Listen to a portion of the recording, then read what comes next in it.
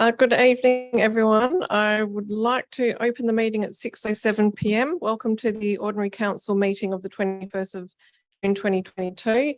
Sincere apologies for members of the public gallery who've been waiting, and to anyone who's tried to be watching from home. We do live stream on YouTube, and there was an issue connecting to YouTube this evening, but we're now back in business. So I'd like to start by acknowledging that we meet on the lands of the Whadjuk people of the Noongar Nation and pay respects to elders past and present. We do have a member on a leave of absence. That's our Deputy Mayor Councillor Susan Gontaszewski. And we have everyone else accounted for with Councillor Wallace attending via Zoom. As you can see up on the screen. Hello, Councillor Wallace. So we'll go to public time and receiving of public statements. So thank you for your patience again. This is your time to come to the microphone in no set order, just whoever jumps up first. We just ask that you state your name, the suburb which you reside, and the item you're speaking to, and we do time you to 3 minutes. Thank you. Thank you. Anthony Rukiki, architect. I'm talking to, don't know the item number, but 128. No, I've put one. Okay, thank you. And I'm in Jewett Hill. Dear Mayor and Councillors, thank you for the opportunity to address you. Notwithstanding that this is an unusual and uncommon development proposal that, to the best of my knowledge, has not been before. It is a simple project and very small in scale. This prefabricated container pool that will be craned into place on the first floor is only 2.4 by 4.8 metres in dimension. It's a tiny pool that is smaller than the standard size of a car bay in dimension. So if you drive your SUV into a standard bay, that gives you the relationship between how much room you've got in this pool. The space between the pool and the house where the terrace is located is only 4 by 4, which is about the size of a standard apartment balcony. Just enough room for a family to sit and enjoy the sun's rays, a quick dip in summer, or some warming sun in winter. It is for this very reason that a reduction in size of this space by way of an increase in setback will result in a space that cannot be used properly or purposefully. The most important point about this proposal is access to northern sun. Ensuring that northern sun sets into the living spaces of a dwelling is one of the most fundamental design principles. Northern sun striking the thermal mass of a concrete slab means thermal energy radiates into the rest of the house and heats at night and maintains winter warmth. This house does not function efficiently from a thermal performance point of view because it has a garage on the northern side that doesn't trap energy and allow it to dissipate back into the house. This proposal seeks to rectify that matter by building a new outdoor living space to the north that will trap and hold that winter sun. The proposal also addresses issues that are currently imbued in the development that relate to the fact that my client's house has only one outdoor living space to the east that abuts the neighbours' habitable rooms, and it's causing both neighbours to have to compromise their amenity. In terms of addressing the city's concerns regarding the privacy and overlooking when in the pool, we have raised the privacy screens to be 1,600 from inside the pool and 1,800 from the finished floor level of the terrace. No overlooking can take place. Whilst it is incumbent upon council to consider the proposal and its imposition on its current and adjoining neighbourhood, it is equally incumbent to consider the proposal in its impact on the future and emerging streetscape. In this case, our client's R50 property abuts the adjoining neighbouring property, which is also zoned R50, and will more than likely result in a similar development to my client's house. In light of this, the overlooking, bulk and scale and amenity concerns that are currently being perceived to exist will no longer exist, and therefore contemplating an onerous compliant side setback will pose an adverse impact on my client's proposed amenity to such an extent that renders the proposal futile. And just letting you know you have reached your 3 minutes. So if you wouldn't got mind one- concluding. One final paragraph. So in conclusion, I urge you to please accept the recommendation made in the officer's report and the thorough assessment that they have undertaken that has resulted in the numerous revisions and amendments that has taken place that have been effective in reducing the bulk and scale and amenity concerns. And in that regard, we see no valid grounds that this application should not be approved. Thank you. Thank you very much. Next speaker, please. Good evening, Mari. Mari Slythe, 89 Carr Street, West Perth. And I just want to speak on the Colvin Lane, hope it's the last episode, about the sign that council has almost agreed I can have a sign at the entrance to that laneway.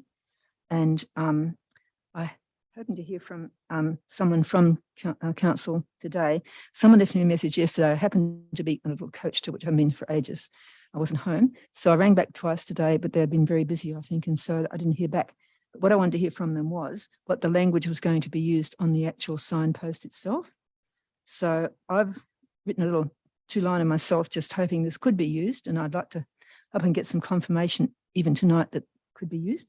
So I've got just please drive very, not just say very slowly in this laneway, because to me, very means has a lot of difference than just using slowly, because everyone has slow everywhere and no one takes any notice. And I just think an added word that has a little bit more clout, they're going to, what's very, what is very for, you know? So hopefully it might have a bit of impact, I hope. And so that's really, I'm asking about that. And I've actually got a print out of I took myself a photo of the laneway. And I'm not sure if that's the actual location, but I think it's somewhere near there.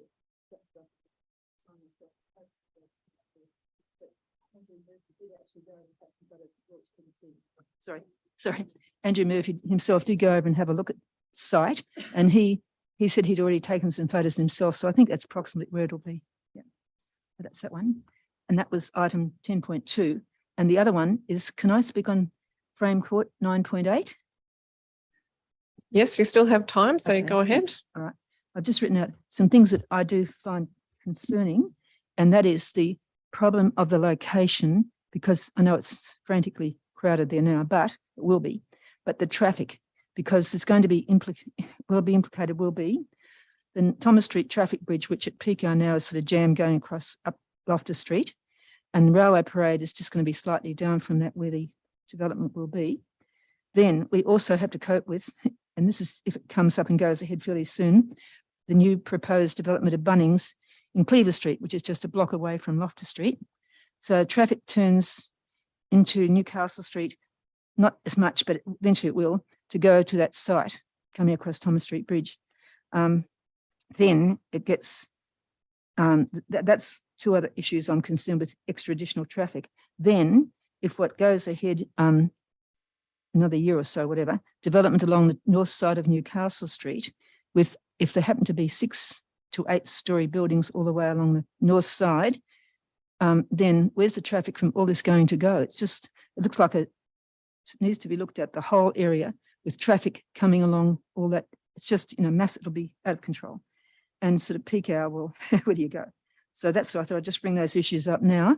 I have already made a submission some time ago about this, but I do believe that with too much traffic in there, it'll just be jammed. And there's Thank traffic you, going to Mari. the tunnel. We One did- more little point. One little point Well, about we have parking. reached your time, so if you could just make a 2 very, words. very quick Okay. sentence. Just the impact on parking for the whole community neighbourhood. Yep. Where they're all going to fit. Sure. Thank you. Thank you. Thanks, Murray. Next speaker, please. Hello. Hello. My name's Emma Serini. I'm Graham Serini's daughter. Dad's 83, so he actually can't make it, unfortunately, to tonight's meeting. But he's asked me to come down and address the council regarding his concerns about the proposed amendment to the policy, stating that there should be no more further extensions to time-limited. Sorry, Emma, just to clarify, I assume you're speaking to item 9.4 on the signs and advertising policy? Yes, what, 5.4? Yeah, That was it 5.4 It was last week. last week. I know Yeah. it's very confusing. It'd be Yeah, nice yeah. to have that in sync. Could you just also state the suburb in which you reside, just for our records? I reside in Mosman Park. Thank you.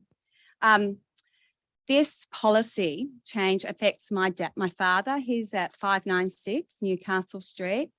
Dad believes that proper planning is not going to be served if the council does not allow for the merits of each application to be considered at the appropriate time.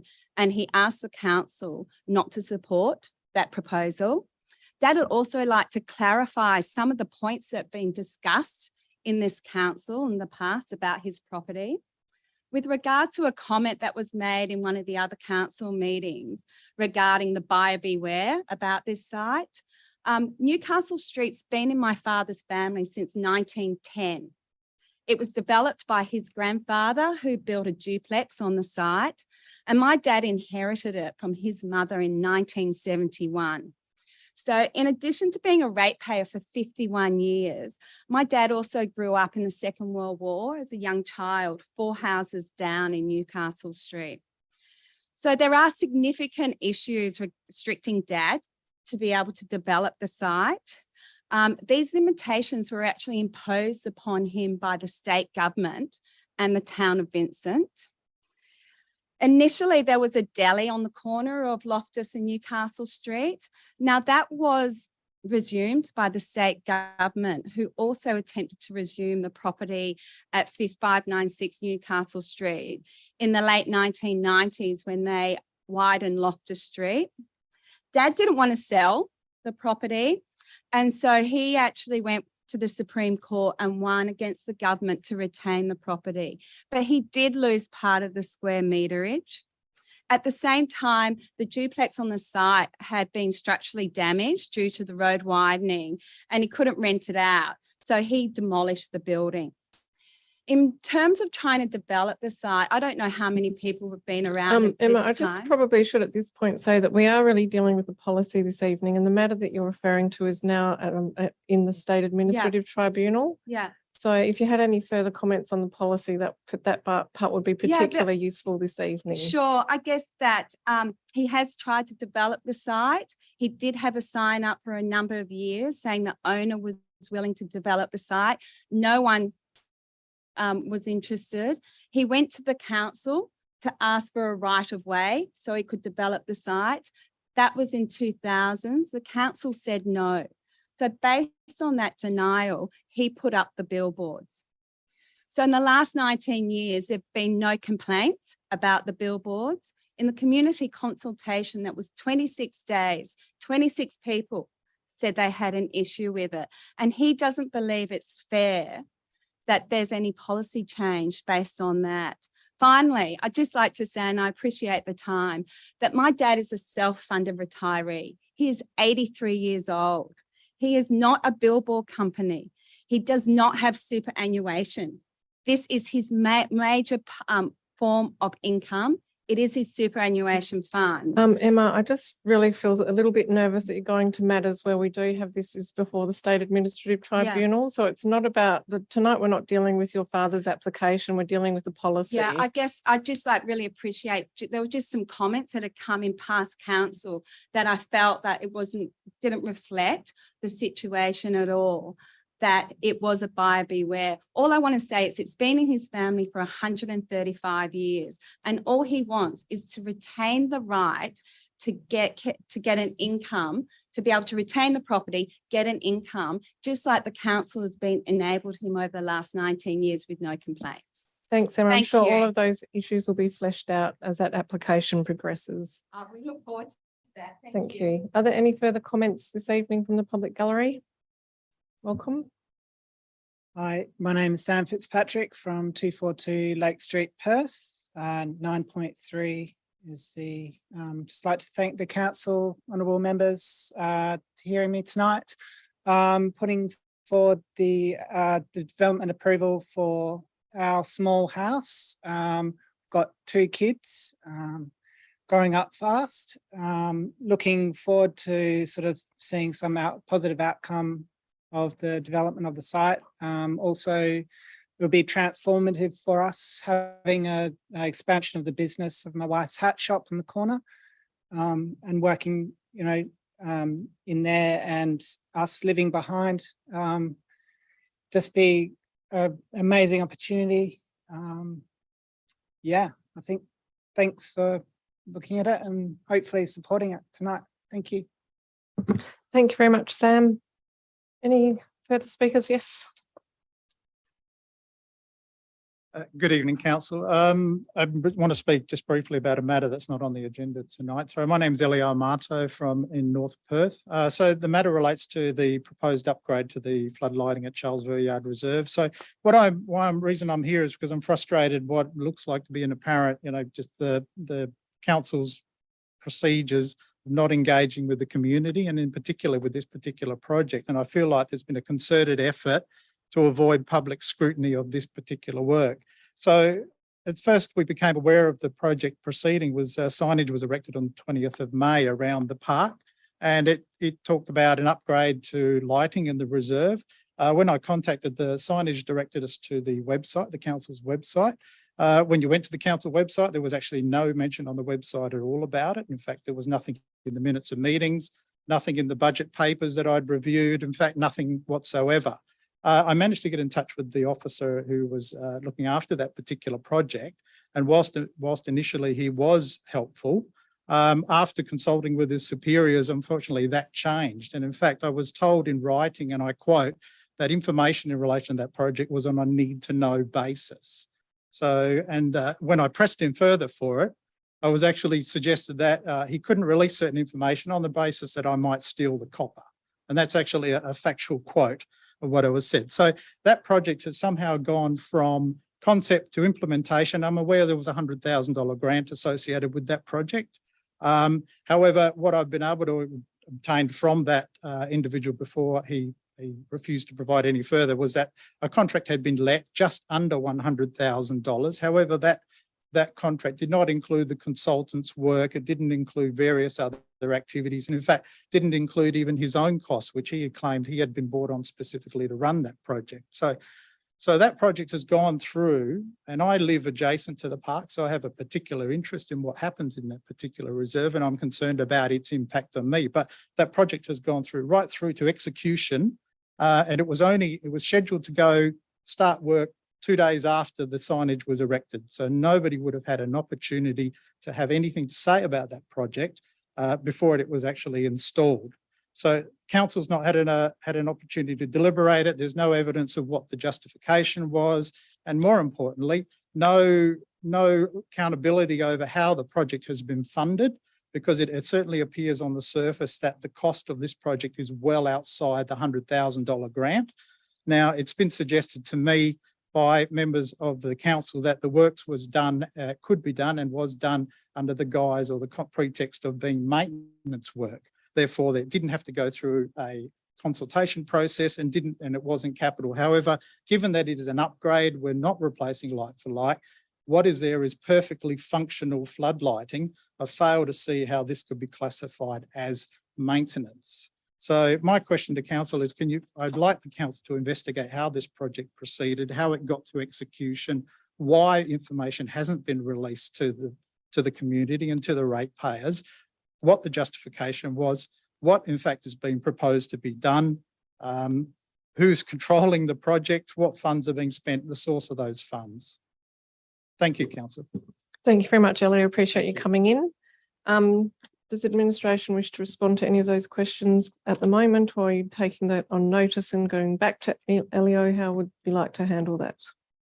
Through Mayor Cole, just to note, this has been a long-standing and well-publicised project to replace some very dilapidated light poles, and including replacing with LED lights, which will support the sporting clubs in that vicinity. It's been well promoted and well advertised over the last couple of years that this is something that the clubs have been keen to see to enable sport to continue at night. Ellie, I'm also happy for you to email me with the questions that you have been asking, and I can then see whether we can get further information to you. Through the questions to council. Sorry, yes, all right, I'll follow that up. All right. I think everyone here has spoken. No one else wishes to speak. Thank you. Okay. Thank you very much for your comments and questions during public question time. We appreciate you being here and coming to talk with us directly.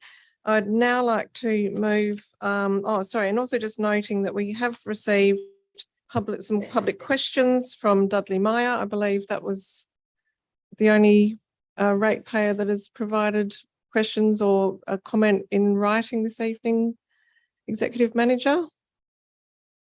Thank you, Mayor. We also had an additional item come through, which was a statement opposing in respect to item 9.3, which is the Lake Street item from Ben McLaughlin, opposing the need for an additional tree being planted in the proposed location on Bulwer. He goes through that statement. Was there a reason why the trees opposed? If I can go through his statement, we have a paperbark tree located directly in front of our property to the southeast of 242 Lake Street, which blocks most of the afternoon sun, as can be seen in the attached image. A tree planted in the proposed location will remove the remaining afternoon sunlight our property 22 Bulwer Street receives. This afternoon sun is especially important during the winter months as terrace houses become quite damp and difficult to dry out. Removal of any natural sunlight further reduces the ability for the property to dry and in turn imposes a health concern by providing ideal conditions for mold growth. And that was part of his submission. Thank you, Executive Manager. We can ask questions about that when we come to that item. Thank you. We've also got response to previous public questions taken on notice in tonight's agenda papers. So moving on to item 4, which is applications for leave of absence. Councillors, we haven't received any in writing. Does anyone have one that they wish to table this evening? No. Okay, thank you. Item 5, the receiving of petitions, deputations and presentations. We don't have any this evening. Item 6, confirmation of minutes. We have 2 sets of minutes to endorse this evening. The first being the ordinary council meeting of the 17th of May 2022. Can I please have a mover and seconder? Moved by Councillor Hallett, second by Councillor Castle. All those in favour? I declare the minutes adopted. And the special council meeting of the 7th of June 2022. Can I have a mover and seconder? Moved by Councillor Warner, seconded by Councillor Hallett. All those in favour? I declare the minutes adopted. Announcements by the presiding member. I just wanted to mention, I wasn't sure whether this was going to be mentioned this evening because a couple of comments were made and then incorporated into the report. So it may not be called out, but I thought it would be really important just to mention that we do have our next Innovate Reconciliation Action Plan on tonight's agenda. And I think one of the things that's been really incredible about this particular Innovate RAP is that we've had our Bridges or Noongar elders, Bridges meaning bosses, which is the term they like to be called, to help us form this reconciliation plan. So including Uncle Ben Taylor, Margaret Colbung, Albert and Irene McNamara, Muriel Bowie, Rose Wally, Cheryl Martin, Cyril Yarran and Rodney Cox, and their advice, their cultural knowledge, their history and knowledge of Vincent, the places that they grew up in, has been absolutely phenomenal. We have been visiting significant sites in Vincent so that they can talk to us about how we recognise those sites and what history they know of and what has happened in those places. And they have been giving advice on our RAP. And one of the things I think they're really particularly keen to see, which is where we're really trying to make this step forward, is in the area of Aboriginal employment and procurement from Aboriginal businesses. So it's also just really taking that step on whether we have, that we now have an incredible resource to take us forward on matters such as co-naming some of these significant places within the city of Vincent. So I just want to say a huge thank you to our Bridges, also to Jonathan Ford from Camberang and our reconciliation working group who are underpinning this, including Gordon Cole, Michaela King, Maxine Brahm and Rosalind Harley, because I think they are the people, along with our council members like Chair Councillor Dan Loden, that need to then hold us to account to make sure that we deliver what we say we're going to do in our RAP. So quite excited about this one and feel that we will take a significant step forward for something that we've been passionate about for many years. Declarations of interest, CEO, item 8. Through Mayor Cole, received a declaration of interest from Councillor Castle, impartiality interest in relation to item 11.4. event and festival sponsorship. Noting that the president of Floredatina Football Club supported Councillor Castle during her election campaign and also purchased a ticket to Floredatina versus Adelaide United match and received an additional minor amount of hospitality below the declaration threshold. Mayor Cole declared an impartiality interest in relation to the same item, noting that her interest is that her son is a junior player of the club. I declared a similar interest on that item, noting that my niece plays for Floredatina Football Club. Councillor Warner declared an impartiality interest in relation to the same item, noting that she's an acquaintance of the Little People Festival creators and encouraged them to submit an application. Councillor Warner also declared a financial interest in relation to item 11.4, noting that she is the General Manager of Revelation Perth International Film Festival and co-director of Upbeat Events, which has managed events for some of the applicants.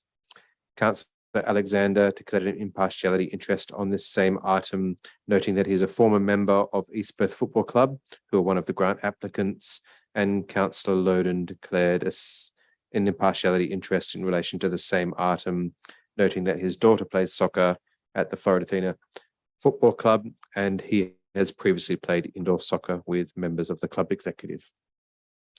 That's all, Mayor Cole. Thank you, councillors. Any other declarations of interest that have come up that you may not have had time to put in writing? Okay, thank you very much. So that then leads us to the items of business for discussion this evening. Just to recap on which items have already been pulled forward because they've been raised by members of the public gallery through questions in writing or absolute majority decisions. So those items are 9.1, 9.3, 9.4, 9.6, 9.8, 10.2, and 12.1 being an absolute majority decision. I'll now go around the table to see if council members have any additional items that they wish to debate this evening.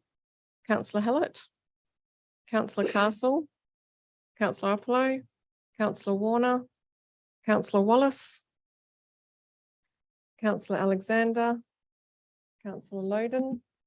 Can't help myself. 11.7. Yeah, that's good. I'll just check that we've got the amendments covered off. Mayor Cole, can I just also just 11.4.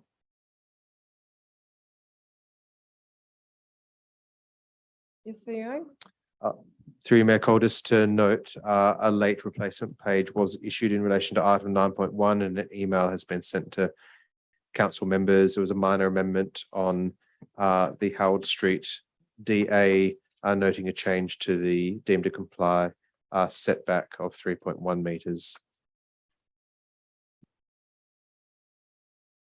Okay, we can deal with that when we come to that item. Okay, I'll just confer with the CEO about items to be moved on block.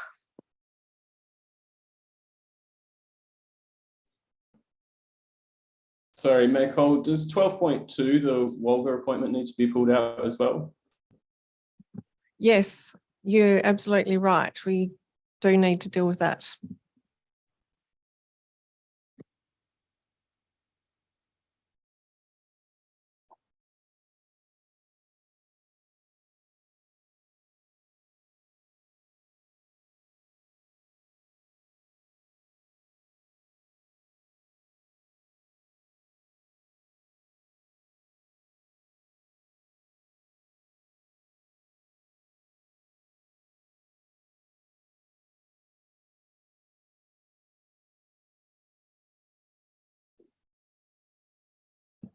Through Mayor Cole, I can read out the item numbers which are being proposed to be moved on block, which include items 9.2, item 9.5, item 9.7, item 10.1, item 11.1, item 11.2, item 11.3, item 11.5, item 11.6, item 11.8, and item 12.3.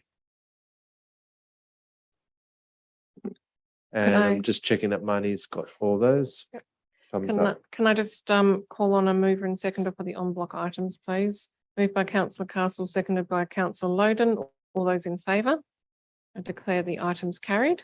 For anyone who hasn't attended a council meeting, that means that those items have been carried by council as recommended and won't be debated this evening. Okay, so the first item raised by a member of the public gallery this evening was item 9.1, which is number 128A, Harold Street, Mount Lawley, proposed alterations and additions to a single house. Can I please have a mover and seconder for this item? Moved by councillor Loden, seconded by councillor Iapolo. Thank you, Mayor. I do note there has been some concerns raised by members of the community about the size of this development and particularly around the setbacks to the side boundary. And whilst I do sympathise with those concerns, I do agree that this is a modest development and efforts have been made by the applicant to move those setbacks back to show less of an impact on their neighbours. And so on that basis, I am happy to support the officer recommendation. I wasn't at the briefing, so I haven't heard the debate from questions from other councillors in that regard, but I will be interested to listen to other people's thoughts on this as well. Thank you.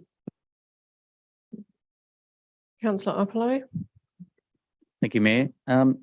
Just one point, we did receive, as was alluded to earlier, a submission at 12:48 today, a notice of objection from one particular resident with regard to a rationale provided being around the setback, specifically that it increases overlooking, increases shading and increases the potential for disruptive noise. And the sum of those, the effect is that the respondent believes that this application adversely affects their amenity of their property. Can I just ask administration to respond to the question that was asked, just to have it on public record and so that the respondent knows that has been addressed and considered, and that is the question regarding, or their question specifically about reducing the pool length. What would be the required reduction of the pool to satisfy the deemed to comply provisions? And just talk to that in terms of what administration's recommendation is. Thank you. Thank you. Through you, Mayor Cole. So in considering that request, if the pool was reduced and the terrace barrier were set back to the deemed to comply standard of 3.1 metres, it would reduce the length of the pool dimensions to 2.5 metres. And that factors in the 200 mil wide pool barrier. So we did discuss the reduction of the pool length with the applicant. It was not something they wanted to explore or change through amended plans. And that was really on the basis that it would result in a outdoor space and a subsequent pool space that is not functional or usable for what their needs are. So they did not want to increase the setback to the pool terrace and subsequently the pool to 3.1 metres. And in considering that also, they just had noted that because the roof terrace and the pool have now been screened 1.6 metres around the entire perimeter, the application does comply with the deemed to comply standards for visual privacy.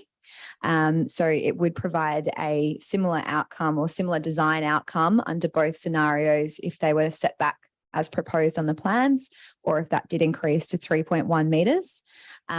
Likewise, in terms of overshadowing, if it was set back further, yes, it would reduce the shadow to that southeast and adjoining property.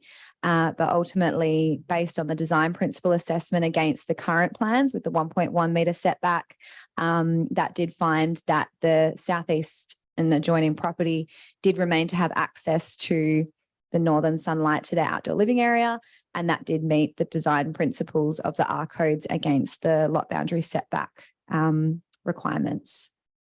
And if I just might add, Mayor Cole, the applicant advised us that they did look at the objector's suggestion in a lot of detail. They had a look at lots of different design options to see if they could come up with something that would work. They flipped the pool, they tried a whole number of different things, but none of those spaces were usable in their view, and it wasn't creating a space that they thought was achieving what they were trying to get out of it, and they just didn't think they could use it. So this is the best design outcome that they think that they can come up with that addresses the issues in a balanced way. So, and it's the proposal that they have that they'd like council to consider. Thanks for that explanation. Just to follow up. So of course the applicant, reserves their right not to change it and to take that objection on board and make no changes. But from an administration's point of view, and given the code and all the other regulatory requirements, can you just confirm and for the record that administration's position on recommending this application proceed is unchanged based on that specific request to reduce the length of the pool, and why? Thanks. Yes, through you, Mayor Cole. The answer to that is yes. So when we received the objection, we took into account the impact the proposal would have on the adjoining property, and for the reasons set out in the report, we've recommended it be approved because we think those issues are manageable and can be addressed through the conditions or because of the design. One of the most important principles of statutory planning is that we can't consider whether a different proposal would be better or not. We have to consider the proposal that's in front of us on its merits. So I understand that from the objector's point of view, they think a different proposal might be better as they've set out in their objection. And we can certainly consider the impact of this proposal and what it might have on them. We're not allowed to consider whether a different proposal would be better or not. We must consider this proposal on its merits. Really just comes down to discretion of council on this point, and the recommendations unchanged of administration. Yes, that's correct. Thanks. Do you wish to speak to it, Councillor Apollo? Okay. Councillors? Councillor Castle? Thank you, Mayor Cole. I'm just seeking just some clarification on the late changes that we've had to the report. If you could just go through how that impacts the assessment and the position of this particular application. Through you, Mayor Cole, no worries. Happy to run through the changes on that replacement page, and apologies for the delayed send out of that. So essentially, in response to some queries we received today in the request of potentially reducing that length of the pool, we did review the technical assessment against the deemed to comply standards of the R-codes, and that found that the deemed to comply setback required is greater than that stated in the report, the previous report. And that was purely because the assessment undertaken previously had treated that wall as a non-major opening instead of a major opening, which is the correct way of assessing a raised outdoor terrace that is unenclosed, essentially. So the change in the report is the extent of the departure has increased from 2.3 metres to 3.1 metres. And that's because it's been changed from a non-major opening to a major opening. And it relates to the terrace only.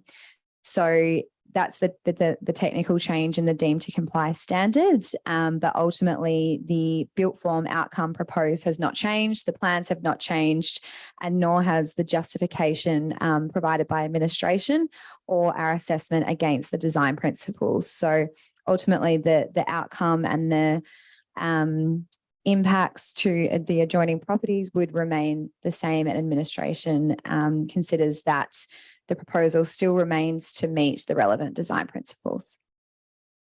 Through you, Mayor Cole, I just might add the extent of variation isn't a relevant consideration when assessing a proposal against the design principles. It's obviously context that council needs to have, and again, we apologise for the error, and as soon as we found out about it, we've tried to get that information to you. Hopefully, it doesn't cause any concern, but as I said, it's not relevant to the design principle assessment. Thanks.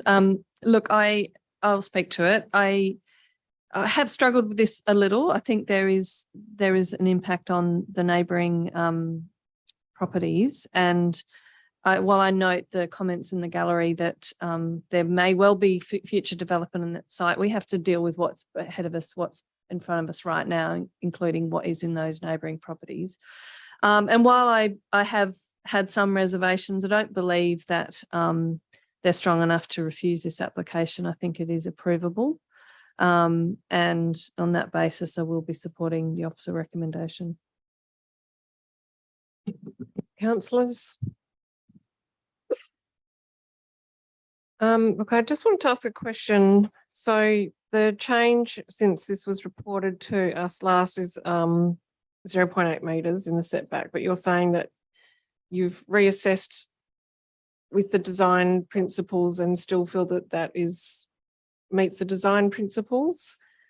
And I just also wanted to ask about the planters, because I think we talked about this at the briefing, I asked questions about the briefing, that the planter boxes sit within the screens that are set back by 1.1 metres. Are they going to be fixed and permanent so that we talked about the fact that that creates, whilst it's internal, it does create a greater buffer between the ability to stand closer to the screen and effectively make that a bit more of a buffer between the two properties.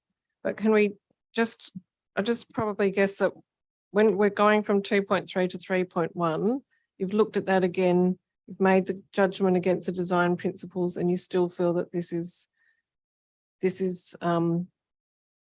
meets the design principles in effect. Yes, that's correct. So as soon as we did identify that additional deemed to comply departure, we reconsidered the design principles as well as the impact it would provide to the adjoining properties, and particularly in relation to building bulk and mass, visual privacy and overshadowing, which is in summary the design principles relevant to considering the departure. And to answer your second question, Mayor Cole, about the planter boxes, that was the intent, that they would be permanently fixed to the terrace. Yes. Thank you. Look, I understand. I think the neighbours will be disappointed because they have really been wanting to have that further setback. But there's a couple of things that are at play here for me. I really do take the point about the dwelling's existing outdoor space, and having been on site was very useful because you could see that it was a courtyard, a small courtyard in the midst of the development facing east, and that issue of that interaction between the two dwellings with the private living space and the outdoor courtyard. So I can see that this applicant is trying to create a usable outdoor space. I understand the north orientation is important, but I do think that whilst it's elevated and there will be less of a setback, it being distant from the existing neighbours' dwelling and their private bedrooms, living spaces, I think that is actually of benefit to both dwellings. And I can see that by using this space, and the dwelling really has no other option to create some outdoor space, that actually would be less of a conflict between the two dwellings. I also appreciate that the applicant has removed the skillion roof over the terrace, and I think that by being uncovered, it's not going to present such a bulky form that sort of, over the neighbour's backyard. And I do also take into consideration the 0.3 metre wide planter boxes, giving that a little bit of additional separation. And I think that if that could be planted with some good landscaping to provide that extra buffer, not only would that be good for visual, but also for noise. So I think that is also an important addition. So it has been a bit of a tricky one, but I think in taking those things into consideration, that I do support the application. Councillors, any further comments? Okay, I'll put the item. All those in favour? All those against? Councillor Hallett voting against. I declare that carried.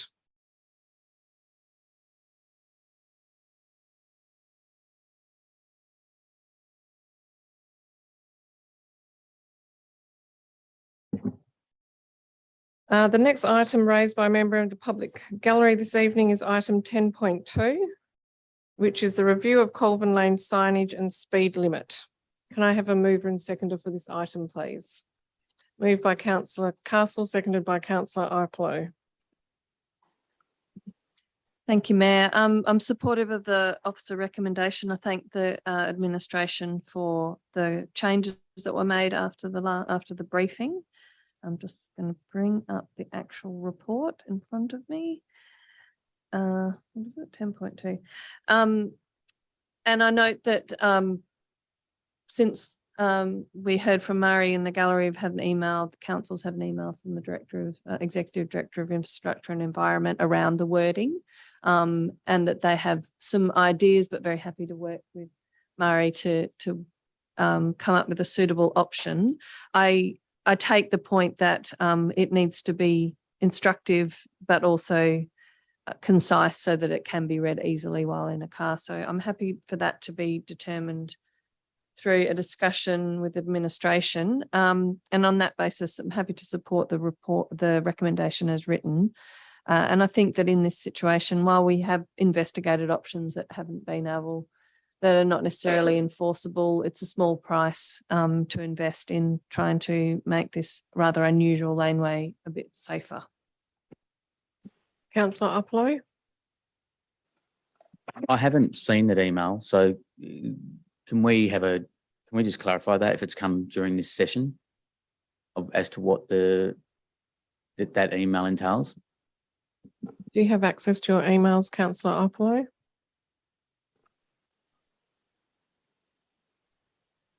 We'll just go to the director, and I have an image. This is not to say that this is what council's adopting. This is a suggestion, but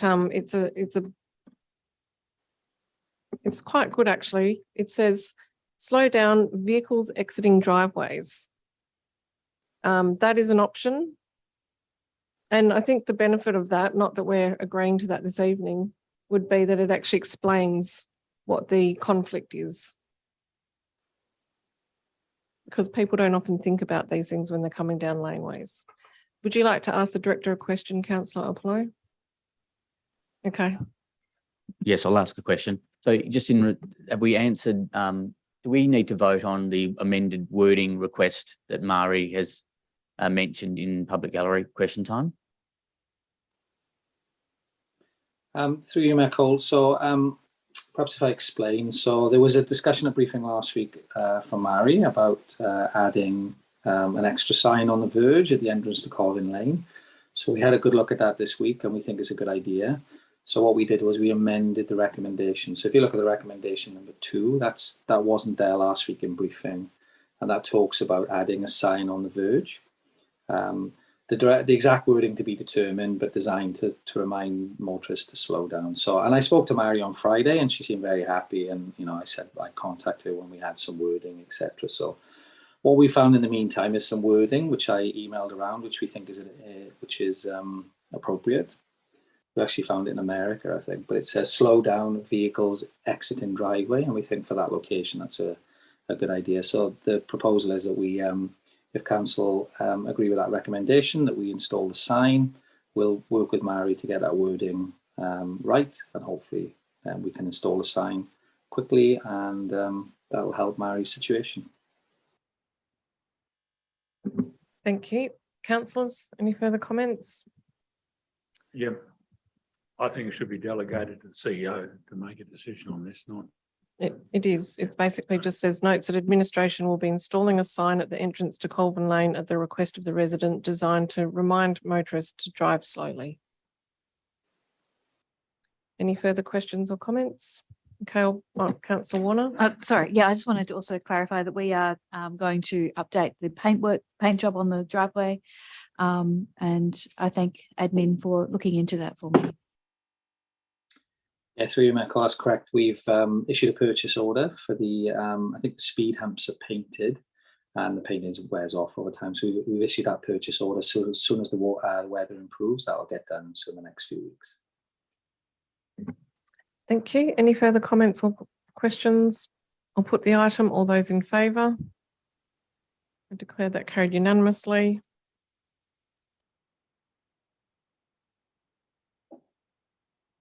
Mari, I know that you raised the Leederville development car park concept next, but I think that that's probably going to be an item that requires quite some consideration. So I'm wondering if you'd be happy for me to go to the items raised on the development application of 9.3 and 9.4, given that we do have other people waiting. I know your interest is in traffic, which is probably not really the main nature of the discussion on the EOI this evening. So it's probably not really going to go to those issues that you've raised. So for the sake of letting people hear their applications sooner, I will go to item 9.3, which is number 242 Lake Street, Perth, proposed alterations and additions to a single house and shop. Moved by Councillor Hallett, seconded by Councillor Loden.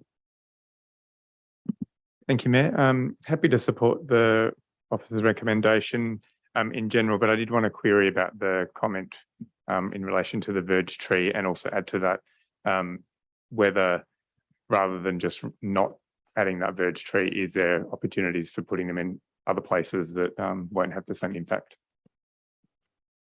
Through you, Mayor Cole. Yeah, so Sam, who raised the public statement, did contact us during the week with his concerns about the height of the tree and that getting to a height that would block out their western sun. Just noting that he resides 2 doors down from the development. So in that period of time, we had to look into the tree and the impact that it potentially would have on the restriction of sunlight to his western elevation.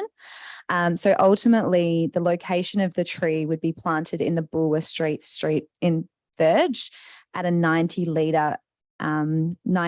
litrage as recommended in administration's recommendation.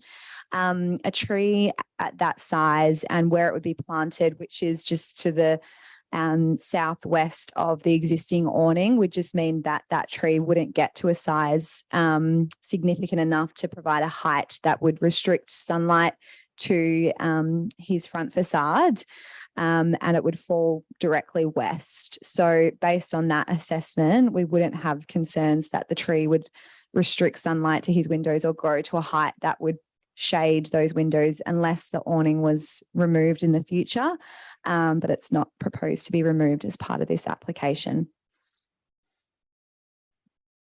But if it was removed and therefore not constantly cut back, at some point it would reach a size that would have the impact. Through you, Mayor Cole, potentially, yes, in the future. And is there any other options for putting in other locations that admin can identify? Through you, Mayor Cole, our parks team completed a review of both streetscapes. So to Lake Street, an additional 2 trees can be planted, which has been recommended. Sorry, an additional 1 tree, which would result in 2 trees. No further trees can be planted to Lake Street just due to the existing infrastructure in the Verge. And for Bulwer Street, due to the narrow frontage, that is the only location that we could plant the tree. I did speak with Sam about the location in terms of on what side of the Verge, but in discussions with our parks team, it can only be provided in the 1 spot in front of the existing shop front. That's all. I'm happy for others to speak. Councillor Loden. Thank you, Mayor. I'm happy to support the officer recommendation, and I do note the addition of the trees, which is I think is going to help with the challenges around bulk and scale of the development as well. Councillors, Councillor Apollo. Yeah. Thanks for the applicant coming here. I find this one a little bit perplexing because we have planning elements, and we have those planning elements indicate what is acceptable as defined by deemed to comply. And of the 17 planning elements, 10 of these don't comply. So we're talking about 10 out of 17. And if there were no complaints from, other neighbours or residents, then, I would have no problem with it. But when there are submissions, and some of the issues are around visual privacy, car parking, open space, lot boundary, setback and boundary walls, street setback and land use, it just pushes me over the edge. So, do note administration's recommendation, but I won't support this just based on the number of discretionary items that we've been asked to tick off. Councillors? Look, I'll speak to this one too. I can see there are some issues around landscape. And I think the issue comes from the combination of having a millinery shop, which is really quite a unique and fantastic addition to commercial activity in the City of Vincent, and the addition of a family wanting to both, live on site. This is a small lot at 205 square metres. It is in an R50 residential area. And I think the report talks to the fact that it's sort of characterised by 2- and 3-storey townhouses. And the attempt to have the trees in the verge is really to try to seek to address some of the fact that we haven't been able to see the landscape achieved on the site, but that is at the applicant's cost. We did have a discussion about the overshadow, and I was satisfied by the responses provided at the briefing. And just noting that that I think some of the issues from the this did go through various iterations, and I think that ultimately it was good to have the design review panel involved, and I think that did make improvements along the way. So I think it is approvable, and I do support the application. Councillors, any further comments before I put the motion? Okay, I'll put it. All those in favour? All those against? Councillor Apollo voting against. Councillor Wallace, I think you are in favour? Yes, okay, thank you. Just one councillor, Councillor Apollo. Against. Okay, so item 9.4.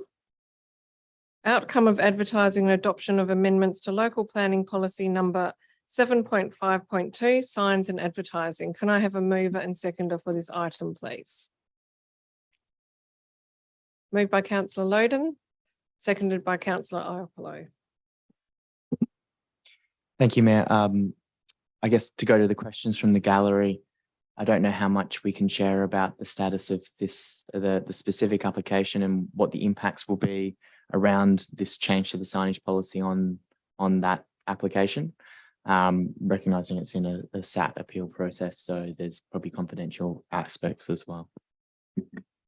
Yes, through you, Mayor Cole, we certainly can't talk about how it would impact the live SAT application, but really just talking to the points, that the policy is proposing a change in relation to, is proposing provisions specific to this property and another property, in order to reinforce the existing provisions that have been in place for a long time in the policy around billboard signage, and the fact that billboard signage is prohibited under the policy.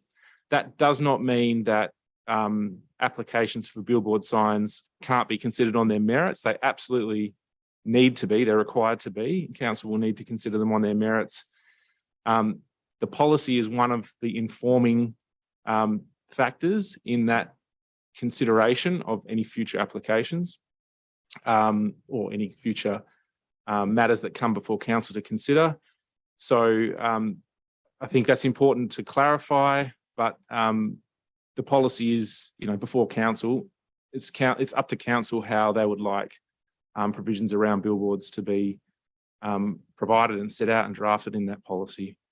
So administration's put a recommendation based on the results of the consultation that we've carried out, and it's now for council to decide. Can I just following on from a question though, but if there is an existing planning approval, this does not in any way curtail that planning approval? Yes, that's correct. It doesn't impact the existing planning approval in any way. Yeah, that was just a Dorothy future. Dixon, just to clarify. Yep. Yeah. Thank you, Mayor and Director. So I support the city's position around billboards. I don't want to see billboards approved in perpetuity. I do want to acknowledge the challenge this has created in this specific case that's raised from the gallery. then the circumstances around that, that is still has a valid planning approval in place. And to my understanding, there's opportunities to work with the city staff around finding alternative uses for that. But long term, I don't see that site should remain a billboard site. I'd love to see that developed, and I realise that puts the owner in a difficult position because they need to negotiate with their neighbours around access or merging land or selling the land to a neighbour or something like that. But from my perspective, that's ultimately where we want to see it happen. There is an existing planning approval in place to provide some time there. But what the idea here is to incentivize to see those that no longer remain as a billboard site. And that's a position that I agree with. So I support the proposal in the policy. Thank you. Councillor Apollo. I just have some questions, if I may, which have come up as a result of some community consultation I've taken in the last week since the briefing meeting, and then obviously like to contribute to debate. 3 questions, just to clarify. Thanks for making the adjustment to the scope to exclude internal advertising. I just don't want to, and I agree with that clearly because I raised that in the briefing, but I didn't want this to be a loophole where an internal sign on a window could still circumvent where that, like if someone put a big poster or a big sign in a window inside, is that considered internal in this situation or not? And does that need clarification? Through you, Mayor Cole, that would sit under the window signs because it's visible from the outside. Okay, so that no one could argue there's a loophole to say that this policy doesn't apply because it's an internal sign. Through you, Mayor Cole, that is correct. Thank you. Happy about that. The second one is, do we have an idea how many businesses would not be compliant with their signs on their own premises if this policy was endorsed as is? Through you, Mayor Cole, we don't have that data, but just noting that if there was any existing approvals, they would not be required to make those changes. And through you, Mayor Cole, if I just add to that, even if they don't have an approval and they were exempt under the previous policy framework, they don't need to get an approval after this policy is introduced. So just to be clear, if there was an exemption under the current policy that exists, they won't need to get an approval. If they were unauthorised, if the signage that they had built didn't comply with the previous policy, then they will have to get an approval and it would be assessed under the new framework if the framework changes. But if they were previously exempt, this policy won't apply to them. And are they still going to be if they were previously exempt, but they wanted to make a change, does the whole thing get refreshed and therefore it falls under this policy? Through you, Mayor Cole, it will apply to the change only, usually. It's a bit complicated because it depends on the sign they're proposing. But look, let's say they've got window signage that's exempt and they want to add further window signage, then the policy would come in for all the window signage. It wouldn't apply to the other signs that they had. Yeah. And you can see where I'm going with that. Just didn't want this to be a compliance problem for all the small businesses. And the last question, I took the liberty of emailing administration 2 photos just of a random property. So you've got them there so you can see closely. I just wanted to see like I said, this is a random property, but I just wanted to see it's quite, the policy is quite complicated. So I presume on this, we've got a number of elements that they need to consider as to whether they comply with this policy in a go forward situation. You've got and I'm looking for confirmation of my understanding. Councillor Apollo, did you send this to all council members? Not the photos, no. Okay. It's just that if you use an example in the council meeting, it's usually good to just share that. So we can see what you're Apologies, talking Mayor. about. I'll do that next time. Thank you. Yep. So it's Tamara House as just an example on Oxford Street. So it's a corner block, just for the benefit of those who I didn't send the photo to. It's a corner block.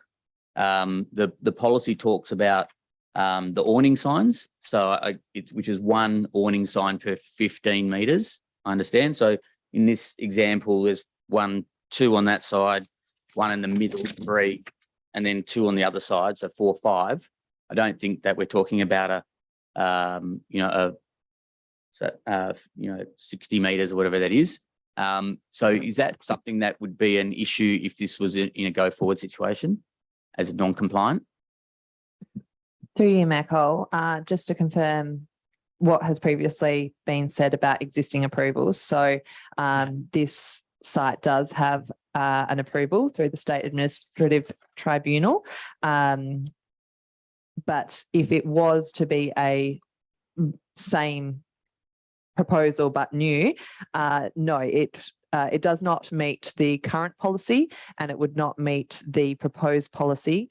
It does, from looking at the images, meet the 4 sign types, but you are correct in the fact that it does not meet the provisions of the specific around those specific types, including the percentage of coverage on the windows and the percentage of covering on the walls. But if I just might add, Mayor Cole, so that would mean, that relates to the exemption, that would mean an application would need to be lodged for that proposal, and it would be assessing against the objectives of the policy. On the side of the building, it's not obviously not a third party advertising because that's part of the business, but that I believe would come under, and I just want to correct because you'd like this policy to be really clear for small business. Is that bill posting under our policy? Through you, Mayor Cole, that would come under the wall signs 10.9. Okay, and what's the difference between bill posting and wall signs then?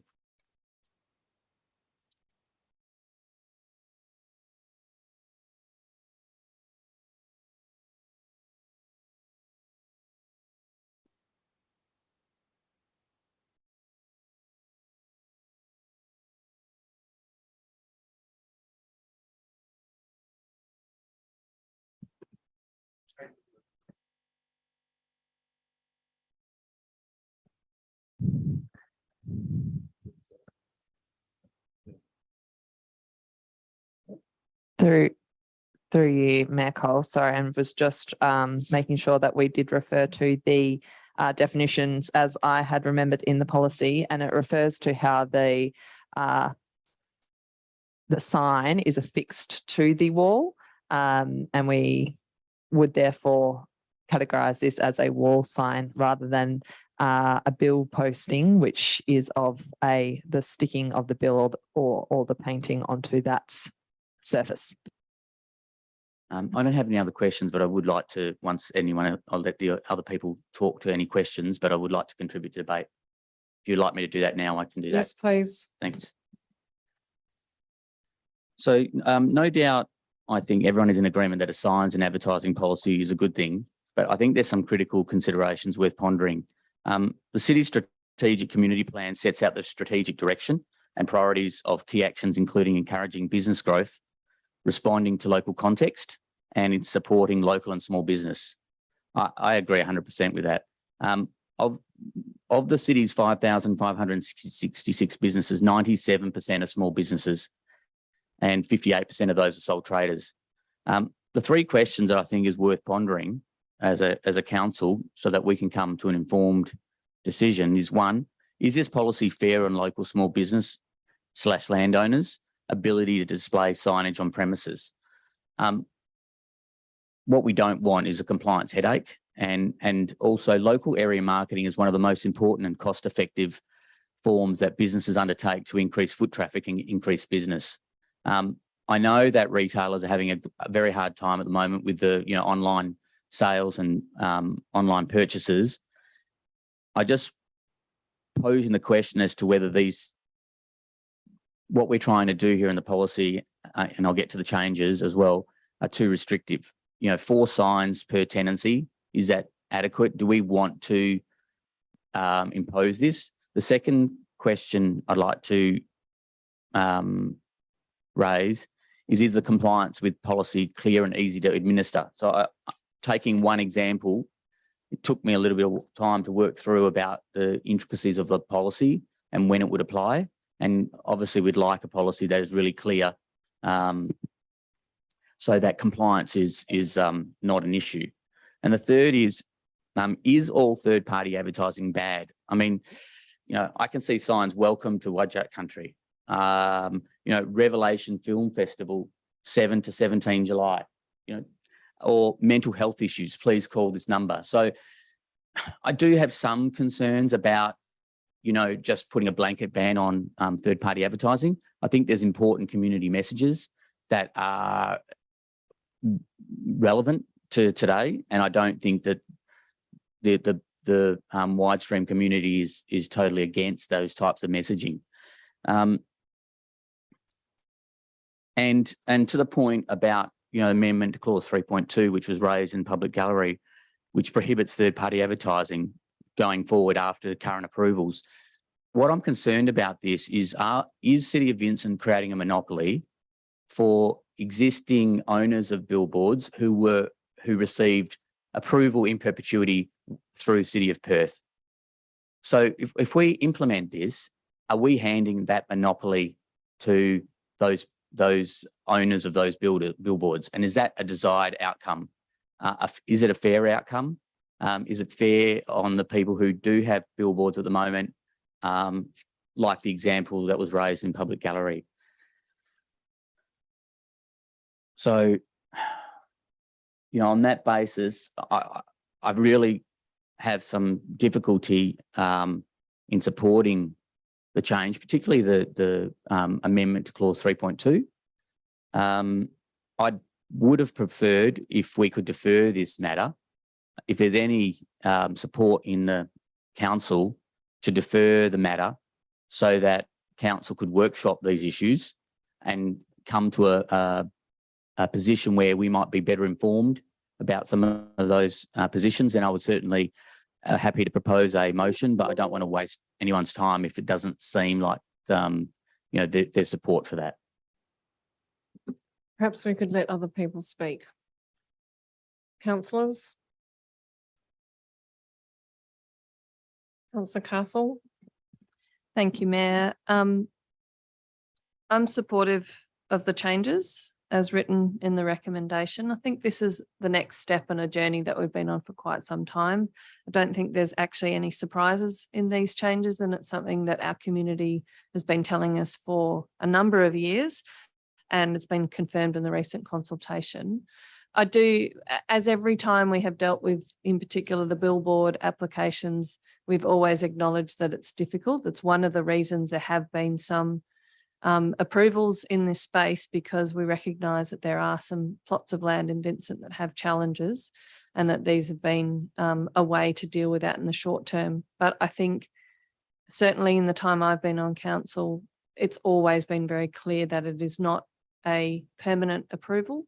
There's always been a move towards phasing these out, and that has been made clear to applicants through the approvals of time limited applications. So I'm quite comfortable that we're moving to the next stage of this, which is to try and phase them out altogether. Our community has been very clear in their opinion on this, and actually think that we would be doing them a disservice if we try and go in another direction at this late stage.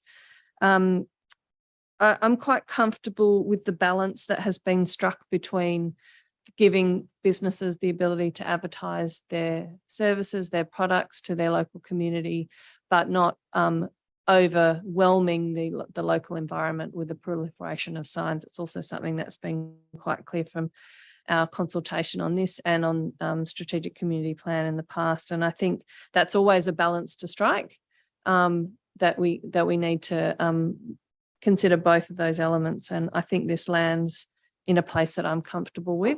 I really appreciate the clarifications from last week around the sale of alcohol versus smoking. And I do support in future iterations of this looking into gambling as a potential prohibited subject matter. But I recognise that that's probably a bit late in the game for this particular policy. So I'm happy with where we've landed, and I'm happy to support. Councillors? Councillor Alexander? I think there's been a very minimal number of people consulted in this, and you know, it's convenient to say how important that consultation is, because I think it's sometimes we accept a few people, sometimes we don't accept a large group of people. But look, I'm not supportive of 3.2, because it can affect people's lives, as we've heard from the public gallery. And the second part of 3.2 talks about existing and previously approved third-party advertising subjected to a time limit will not be granted beyond the approval date lapsing. Then it says every effort should be made to cease use of this site. Now, every effort doesn't mean that can be achieved. So someone's got, a block of land which is being used for signage and has been for many years, and then we get some consultation, which in my view is far from impressive, to say that shouldn't be happening. I just don't think it's fair to the party who has that land, and to say every effort should be made. What happens when every effort is not successful? What happens is the land just sit there and grow weeds. I think there should be the capacity for future councils to determine that land can be used for that purpose when it expires when is it, 2029? Councillor Alexander, you're referring to an application that's before the State Administrative Tribunal. You can speak in general terms, but you can't speak about that application in this public forum because it is now a State Administrative Tribunal matter. You asked me to speak, so I've spoken. I don't tell you what words to say. That's your choice. Well, I'm glad to hear that. Wow. Thank you. Can we just duly note that, everybody? And can someone just come and sit in the chair? Because I just want to step outside for a minute and take that in. Thank you, Councillor Loden.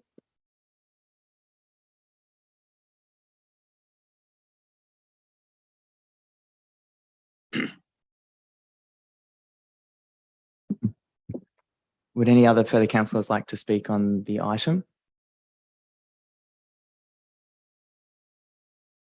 If there's no further comments, sorry, Councillor Apollo.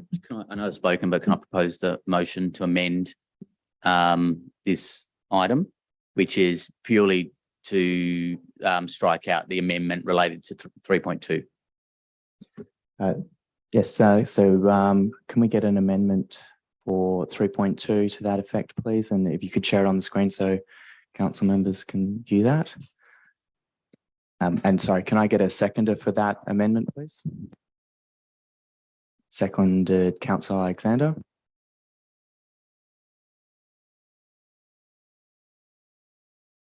I'm not sure what I can say. Can you tell me what I can say or what I can't say now? I got asked to say what I thought about it and then told I couldn't say that. So my understanding is because it's a State Administrative Tribunal matter, it's confidential and therefore we need to leave that to work through its process, is my understanding. So I can't say anything now. So we'll just get the words up on the screen, but we've got a seconder. So Councillor Apollo, you can speak to your amendment if you want, or you can wait until we've got the amendment there. Yeah, so I think we've spoken about it. I think what particularly I'm concerned about is the granting a monopoly to third party billboard owners who were already granted approval in perpetuity. And then the effect of the amendment to clause 3.2 is effectively handing them that monopoly power to have no competition in billboards going forward in perpetuity, because this policy will stop at some point all third-party advertising except for those items. And I'm not sure if we've got legal advice on that, but presumably, well, anyway, that's the justification. Thank you. And to the seconder, Councillor Alexander, did you have any comments, or did you want to wait to see the? I just want to establish what I can say and what I can't say. So what you can, well, we're on the amendment at this point in time. So as the seconder, you can speak either in support or against the amendment that's proposed by Councillor Iopolo. Look, I support that. You know, I think it impinges on people's rights. So I'll just leave it at that.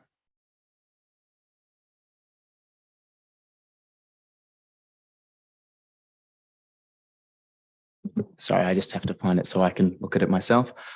Did any other council members wish to speak for or against the amendment?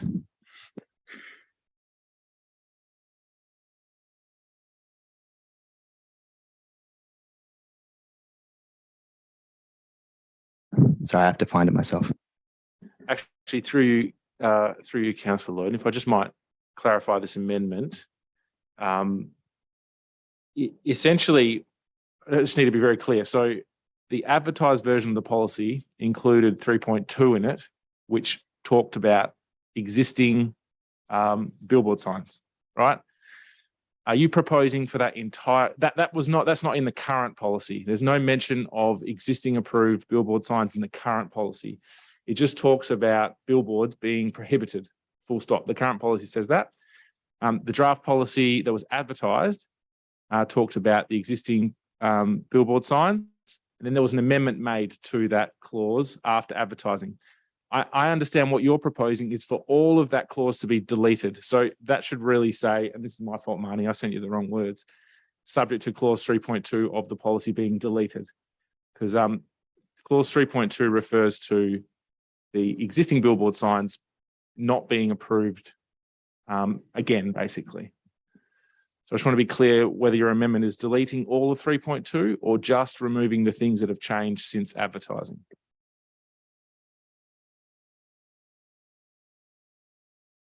Maybe I'll put 3.2 on the screen and then you can see it. Yeah.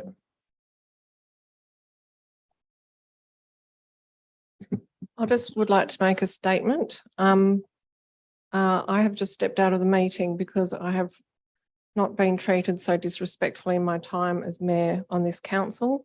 I am the presiding member and it is my duty to call things out of order if they are out of order, to set the record straight if members are discussing legal matters or matters that are before the State Administrative Tribunal. That is my role and that is my right. And I do not appreciate you speaking to me in that way, Councillor Alexander. Please be respectful in the way you conduct yourself towards me.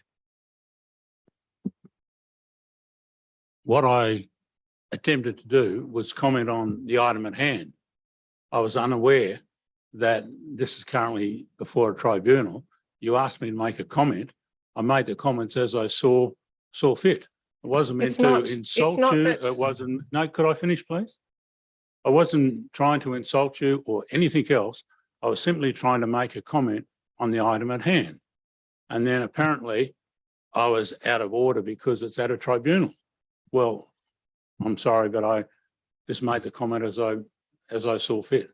Councillor Alexander, it was not that I had to raise the issue that this was before the SAT, of which we've all been emailed by administration. It was the way you then addressed me when I said that you chose your words, not me, and the way you then spoke to me. So it's not about me raising the issue with you about it being before the SAT, it's about your comments following that.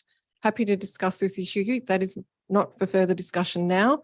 If you'd like to have a meeting, happy to discuss it at a later time, but I'm just asking you to consider the way that you speak to me in the meeting.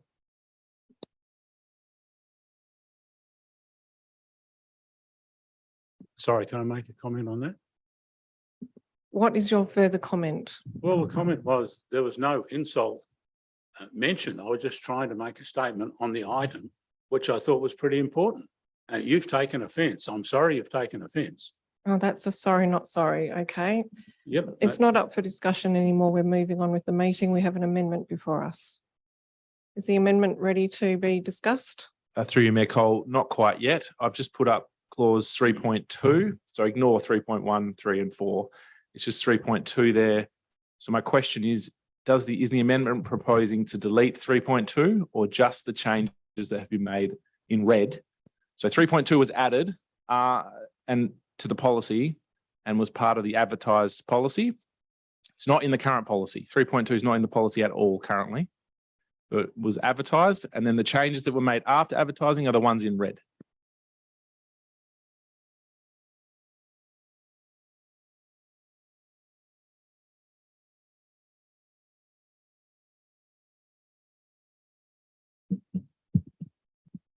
So it's the change on this example or this motion, because I want to propose two motions subject to the outcome of this motion.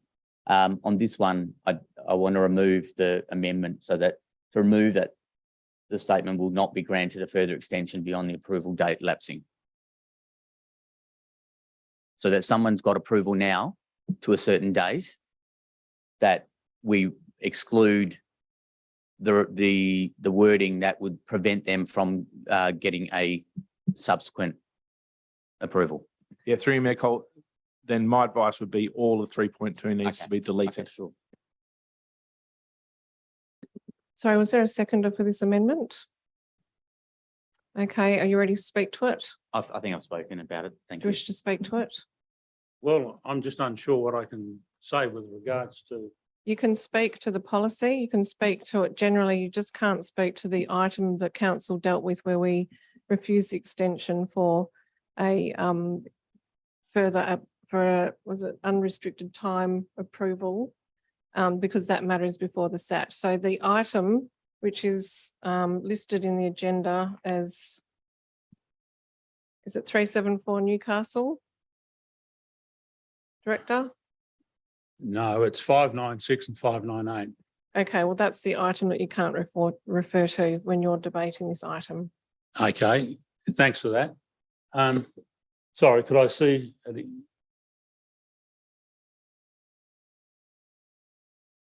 Look, I would just like to see will not be granted a further extension beyond the approval date lapsing.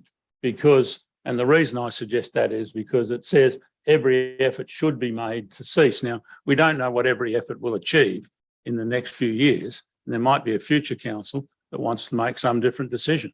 That's the reason that I think that should be removed, just to give a future council, the opportunity to continue if they so wish. Councillors, further debate on the amendment? Councillor Loden?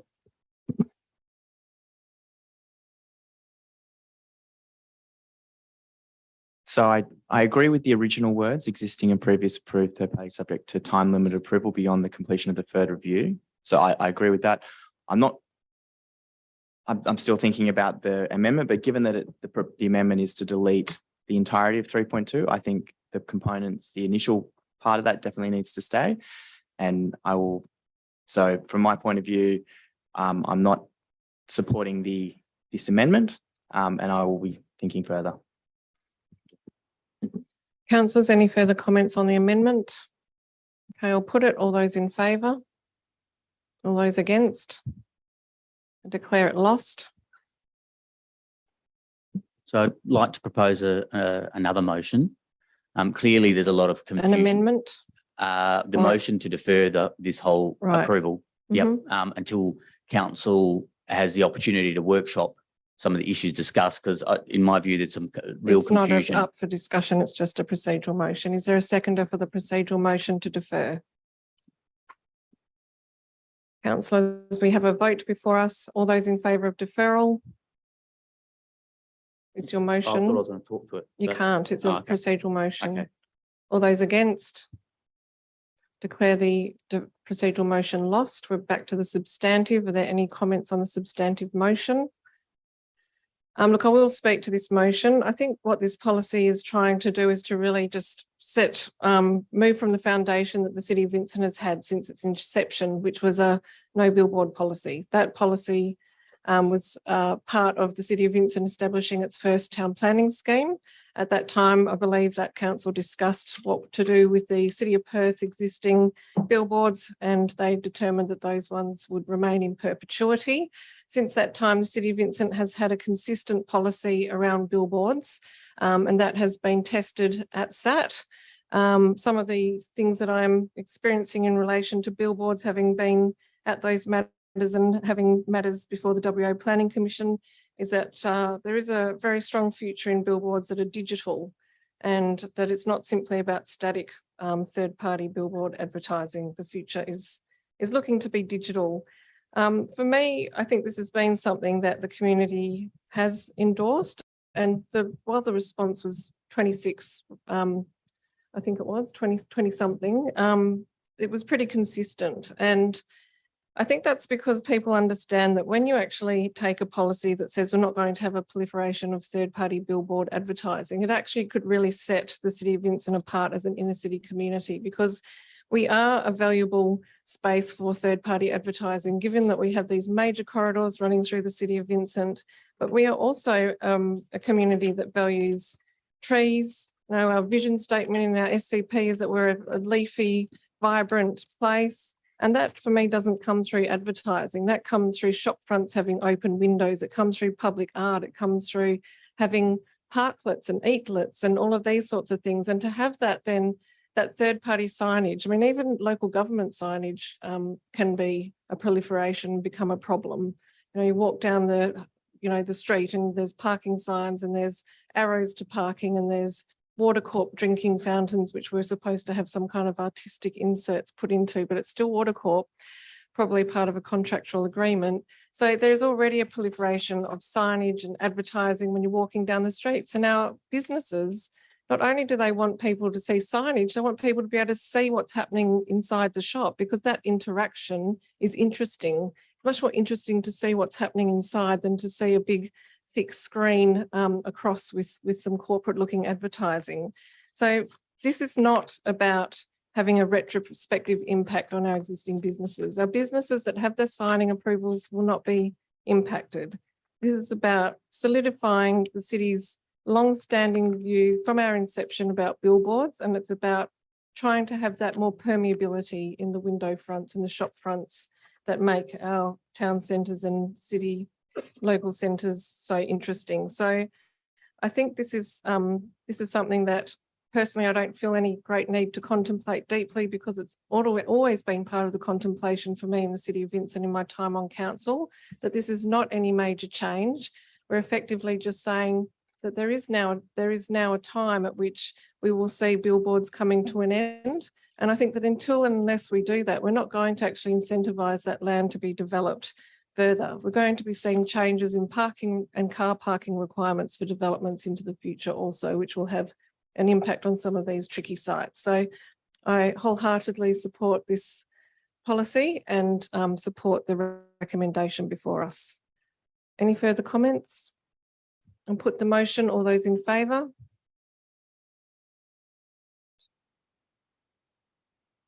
All those against? Councillor Oppolo and Councillor Alexander voting against. I declare that carried. That takes us to item 9.8, expression of interest for redevelopment concepts. The Avenue car park. So it's not expressions of interest any longer. It's request for proposal for redevelopment concepts. The Avenue car park and Frame Court Park car park Leederville.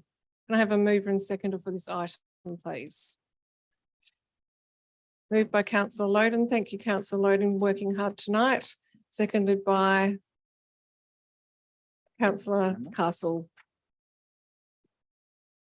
Thanks, folks. I'm supportive of the redevelopment concept that's here. I do know there is an amendment, and I'll let the proposer of that amendment speak to that amendment as well.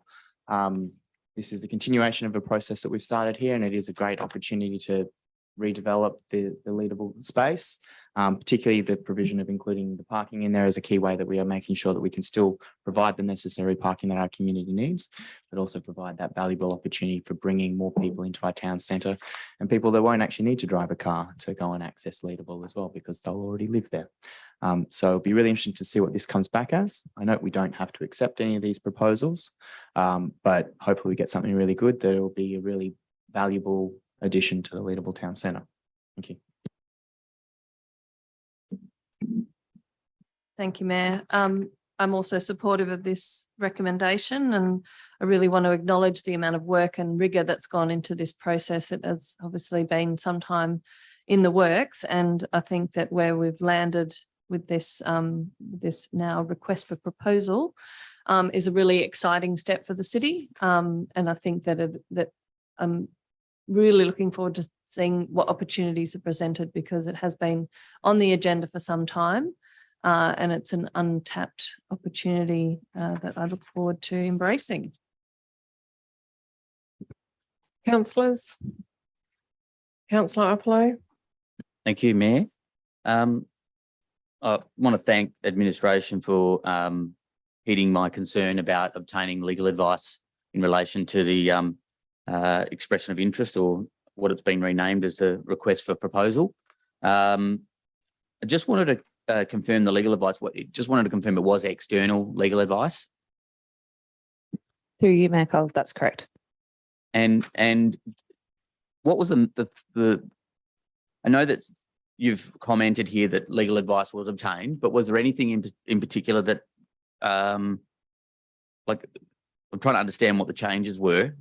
Can you just comment on that, please? Through you, Mayor Cole, yes. Following the legal advice that we received, we were comfortable that we were following the correct process as outlined in the first attachment of the report. When looking through the legal advice, we were assured that there were no legislative compliance issues in respect to the terms and conditions, but that there were some ways that we could strengthen the terms and conditions. So we went ahead and did that. Some of those key changes was, as has been referenced, replacing the expression of interest terminology for requests for proposals, putting an opening sentence on the terms and conditions to state that these submissions are in accordance with section 3.58 and 3.59 of the Local Government Act, inserting terminology in section 6.3 confidentiality, that the city, being a local government authority, is subject to the Freedom of Information Act, adding a section in section 6.10, proponent must perform itself, being clear that the city makes no representations or warranties, and goes on to explain this in more detail, and removing section 6.16 and renumbering the subsequent section to remove no right of recourse, as this was not strong enough to be included in the document. Thank you again for taking my concerns and acting on it and getting that advice. I have no other on the substantive, but when we're ready as a group, I want to propose a motion to amend. Thanks. Councillors, comments? Councillor Alexander. I just more wanted to ask a question because what we've got here is value versus the city's need. And Signet are saying, you know, the increase of bays is going to affect the value of the land. And, you know, I think we can all appreciate that. But as a city, have we determined how many parking bays we really need for the future? And I don't feel confident that we have, or that we have a feel for that. So I just sort of wanted to put that question out there, because I'm somewhat concerned that we go ahead with this, trying to get, you know, the most value for the land, yet we then give away parking bays that we may need in the future. And it's fine to say we want to reduce cars and those sorts of things, but I think if we did some consultation, we'd find a lot of people still want to turn up to the grocery store and take their groceries home in a car. So anyway, that's the comment I've got on that. I'm concerned that if we're just chasing value, we may find ourselves short of parking bays in the future. And we don't seem to have made any determination as a council or a city about that. Just noting, Manager, that we also do have from Signet West here this evening, John Del Dosso and Ian Mickle. So if you'd like to bring them in at any point, please do. If you wanted to comment on the car parking. Through you, Mayor Cole, I will comment on the aspects that are not the commercial aspects that Signet West are here to speak to. The consultation that we have done regarding the car parking and the community's sentiment towards increasing car parking was through the Accessible City strategy, which resulted in the city taking the position and the direction to put pedestrians, those that cycle and those that use public transport first, and not increasing the amount of private vehicle use. Increasing the amount of car parking bays would be increasing this use and would go against that strategy and endorsed direction. And through you, Mayor Cole, I just might add, so when the structure plan was endorsed, council endorsed the 400 bays that are currently there for the businesses. Now that's a reduction because the plan was to replace basically 100 of the bays with public open space. So that was the position that was adopted by council through the structure plan at the time. This proposal is not saying that a future development, that any future development doesn't need to provide parking. It's not saying that if there's another Woolworths proposed or something like that, or apartments or anything like that, that they won't provide their own parking. That'll be a separate decision that council makes when that the DAP makes when that application is proposed. So I just want to make that clear. Basically, it's saying that the status quo needs to be maintained. The 400 bays that was approved by council through the structure plan needs to be maintained. Did you want to add any further comments, Councillor Loden? Just to, I kind of feel like we're talking to the amendment potentially here, but anyway, okay. I'll wait until the amendment comes. Go ahead, Councillor Apollo. Thank you, Mayor. So do I have to wait for a second before I talk to it? Yes, you do. So we're moving the amendment on the gold if there is a seconder. Seconded by Councillor Alexander. Thank you, Councillor Alexander. So the amendment is obviously proposing, like we have 486 bays at the moment across both parking lots, and the I keep thinking expression of interest is planning to reduce it to 400. I've got real concerns about this, and the motion talks to at least having a minimum number of bays to keep the status quo, and I've just rounded it to 500 because clearly there's we're anticipating higher density within the city, within Leederville, town centre. And I think that 500 bays minimum to basically cover off what we have now is not only important for all the very small businesses who rely on people coming to shop by car predominantly. I know that there's arguments that there is a train station there and we are in a city and that there's good public transport available. But the reality is people who go and shop, very few take public transport. They'll go by car. And I think the local businesses I've spoken to are really concerned about parking in Leederville particularly. And I don't think reducing it is going to serve the city, its residents and the businesses. So one aspect of the motion is to ensure that the request for proposals has a minimum 500 bays. I also want to pick up on some of the discussion and agree with what Councillor Alexander had said about, I'm not sure about the justification that administration is not supporting the justification they're using to not support the amendment to minimum 500 bays, because this is not about, of course we want to maximise the value of any future disposal of this land, but we've all said that what's really important is that we also have the land developed for best use for the community. And we've spoken about that with the structure plans, and I think that maintaining the amenity for the businesses, for residents, is very important in terms of the number of bays. And I also think that it's important as a revenue stream for the City of Vincent that we retain that, because you might get less money on sale if there's less bays, but you're also going to lose the revenue going forward if you reduce the number of bays. And that needs to be factored in. You can't just look at, $8 million is going to cost a developer to build the extra 100 bays, but you've also got to factor in perpetuity the lost revenue to the City of Vincent on the 86 bays.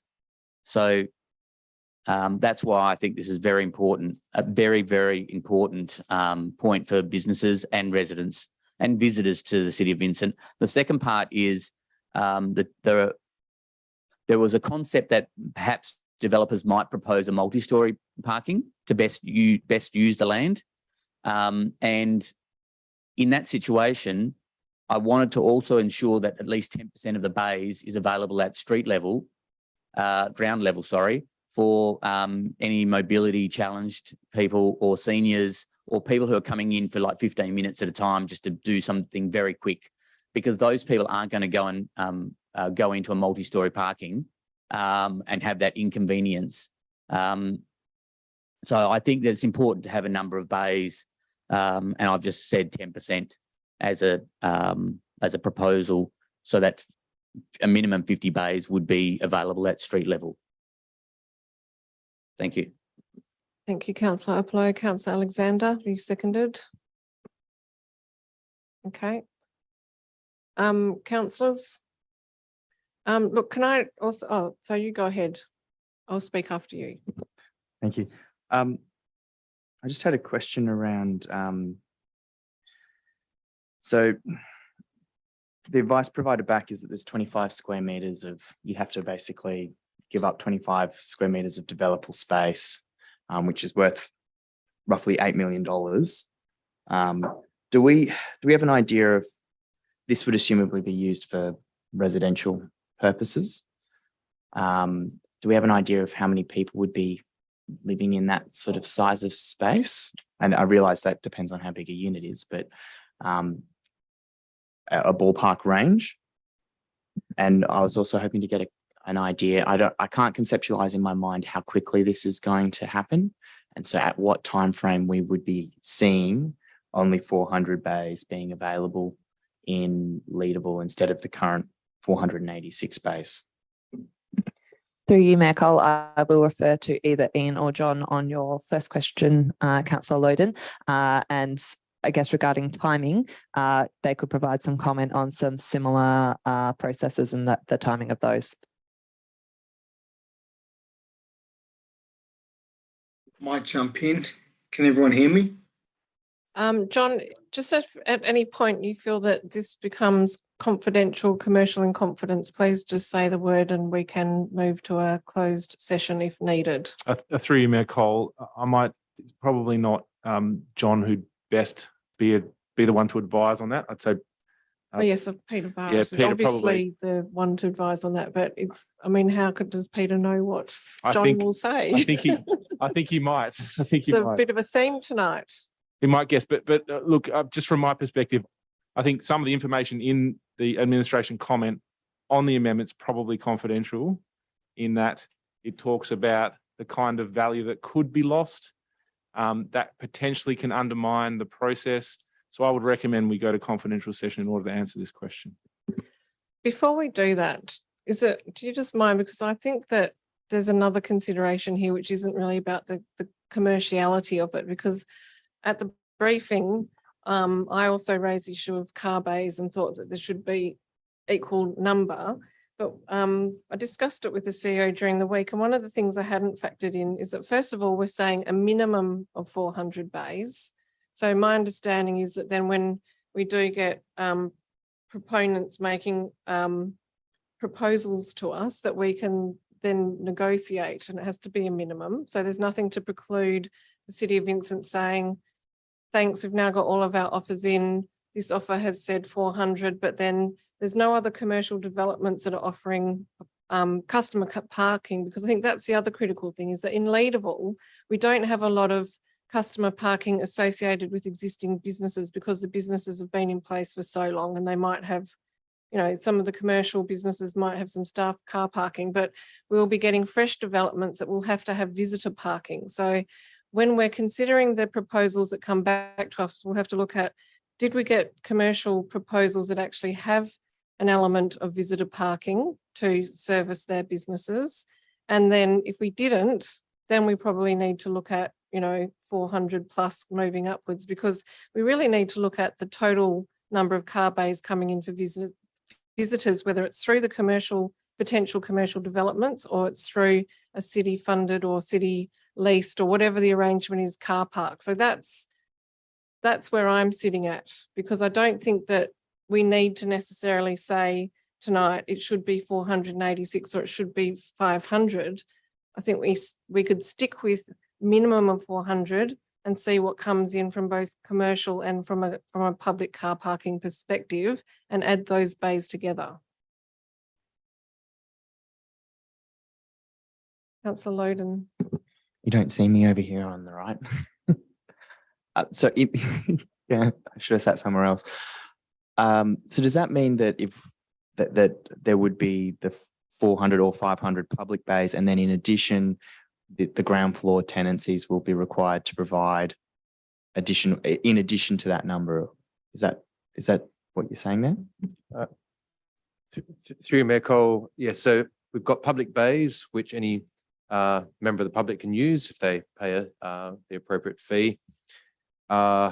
Assuming there might be subdivision of the large piece of land like Leederville Avenue and a sale of Frame Court, they'll become private land holdings if they put in a development application to the city, to JDAP. There could be any combination of mixed use under the structure plan, and you could see outcomes around retail, office, you could have a hotel. And once we know what those sort of uses would be, there's a requirement, the planners will assess that, and there'll be a calculation of how many visitor or staff bays that would be required, and that'll be part of the planning approval on that private land holding. If there's a lot of retail, for instance, that would mean all the customers for that use would need to be contained on that site. So then the public bays are for staff, or employees, members of the public, visitors to use outside of any new development. That said, the proposals could come up with some innovative solution around the city bays or the public bays and those proposed uses. But if you've got a high-rise residential tower or a large amount of office, or say a hotel, that could attract a huge number of extra visitors depending on what else might go in there. It could be a cinema, for instance. And well, I'm not making a proposal. I'm just talking about possible options. So the time to provide an assessment of what the optimal or required number of bays would be once we have those proposals and the city and council wants to seriously entertain those, for us then to be able to provide a proper assessment of how much additional commercial floor space, employment, visitors, customers we could expect in the town centre, and then we'd be able to provide proper advice to council. I think we run the risk of potentially oversupplying public bays if there's an opportunity for a large amount of visitor parking, staff parking to be contained on what would become private land holdings at the developer's cost. Do we want to get John or John or Ian to comment on that? Sure, I'm happy to jump in first, and John, you can correct my numbers if I'm wrong.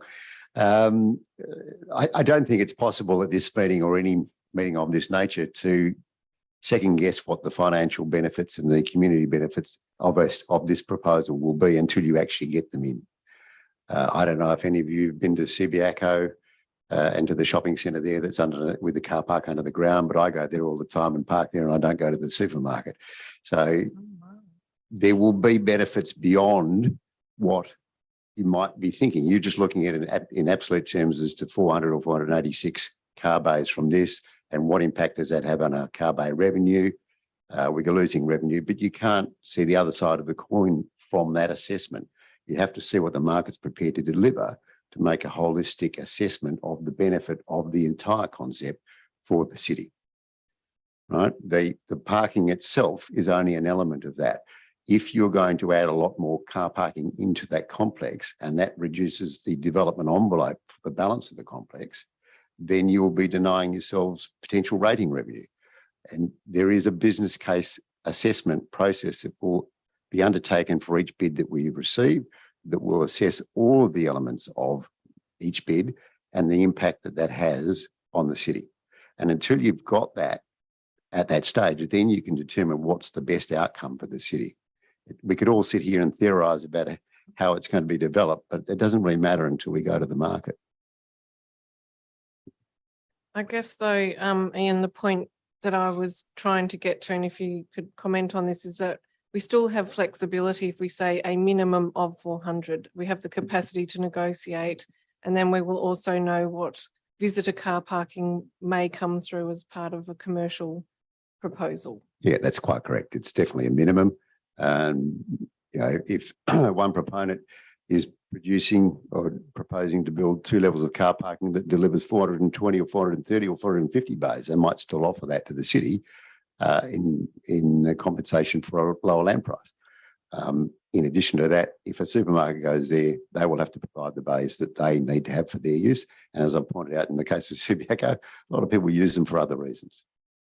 To you, Mayor Cole, just to add to that, that is the benefit of the two-stage process. And the first step in that second phase is that shortlisted proponents enter a negotiation period with the city on the design and the proposed terms and conditions. So that would be through that step there. Thank you.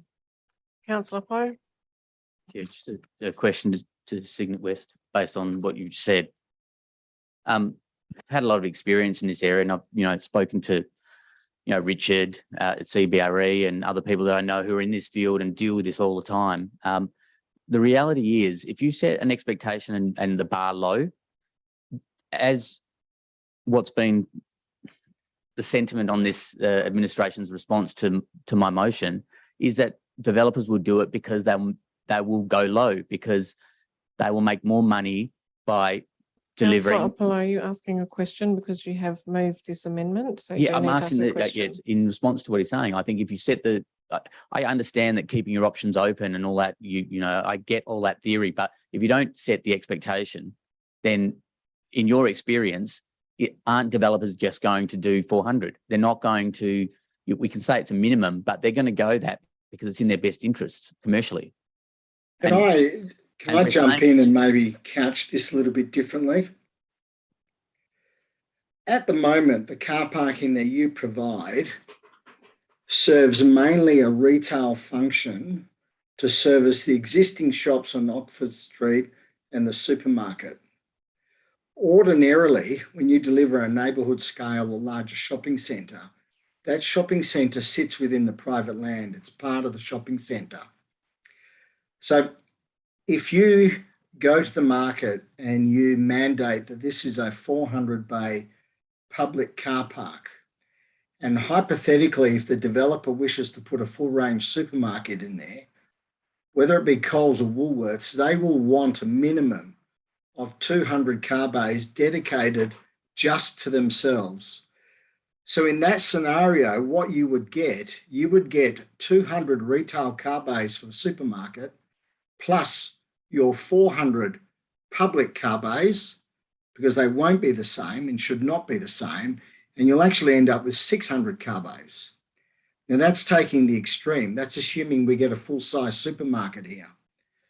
If you get a full-size supermarket here and you say, I want 400 public bays, then the supermarket will want 200 of their own retail bays, and you'll end up with 600 bays. At the moment, the council is actually funding the parking for all the retailers, because those retailers haven't provided any parking on their own land. So the majority of the parking that's there actually serves the retail function that's existing. It's not public parking, it's parking for the benefit of those shop owners, for which the only receipt you get is your rate income.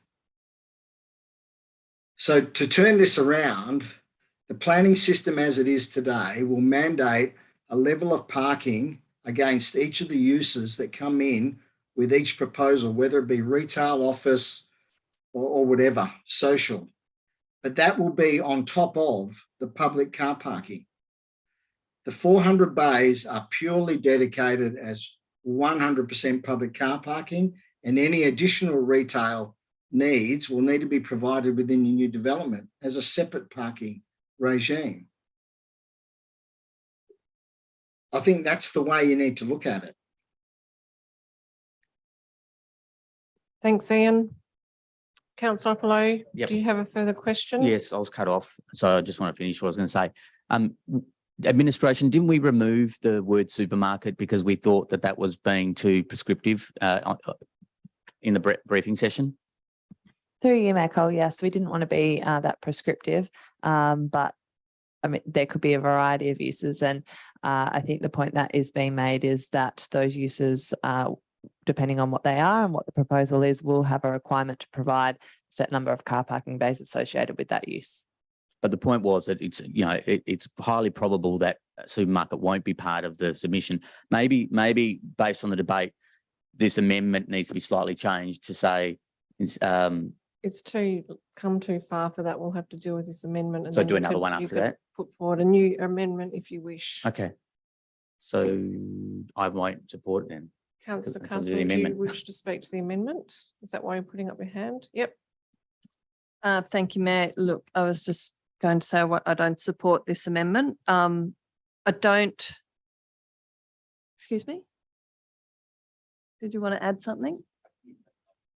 Councillor Uplow, Perhaps it's don't Councillor interrupt me when I'm Castle's speaking. time to speak. That was Ian was trying to answer your question. Look, we're taking. Is this?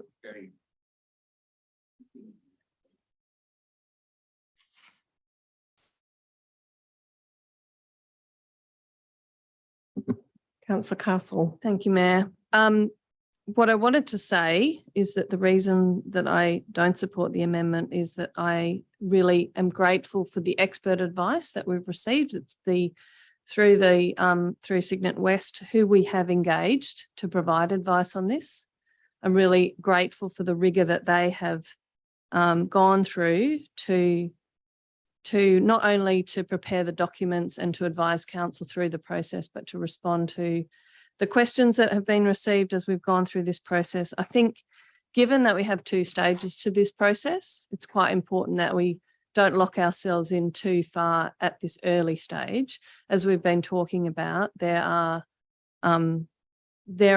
further options down the track for us to actually engage with a proposer who might offer more than 400 bays. But if we lock that in to 500 at this point, then we don't know what we might have lost or what we might not receive as a proposal because of that restriction. So I'm very happy to proceed with the current minimum that we have. And I take on board the comments that this is only public parking bays, and we really don't know what we're going to see in terms of visitor parking bays around the proposals that might come through. So for that reason, I'm not going to support this amendment. I think it's also just worth asking a question because there's 2 parts of this amendment, and one part is around the 10% of car parking bays to provide easy access for mobility impaired and provide short-term access. So that's a different component of this. Is that something that we could get some advice on as well? Through you, Mayor Cole, sorry for not being clear. That is included in the document. That is not part of the amendment. That is included in the document. So the wording, the entire wording of provide a minimum of X public parking bays across one or both the sites with 10% of car parking bays to provide easy access for mobility impaired and provide short-term access is in the request for proposal material and does not require an amendment. The only part that requires an amendment, or the amendment that is on the table, is the number of bays. That 10% is included and will be included no matter what happens with this amendment. And through you, Mayor Cole, that was added after Councillor Opolo made the point about that. I can't remember when it was, but we took those comments and added it in at the time. Thank you. That's positive. So does anyone else wish to speak to the amendment before I put it? Councillor Loden. I just had a clarification. So I have an ACROD pass. Does that present do I need to declare that as a conflict? Sorry, I'm just not sure. No, okay, thanks. Okay, look, I'll put this amendment, whether it passes or fails, there's an opportunity to move a further amendment. So I'll put the amendment before us. All those in favour? All those against? Declare that lost. Councillor Opolo, do you wish to move a further amendment? Yeah. So the same again, but I think the 500 public parking bays need to be owned and controlled by the City of Vincent, because the argument. Sorry, that's my amendment. If I can get a seconder, please. I'm sorry, how is it different to what we've already dealt with? Because the public parking bays owned and controlled by the City of Vincent. Because there was argument about the bays could come through private enterprise and they would control those bays. And I think the real original intent of the motion was that City of Vincent would control both the parking in Leederville and also the revenue streams.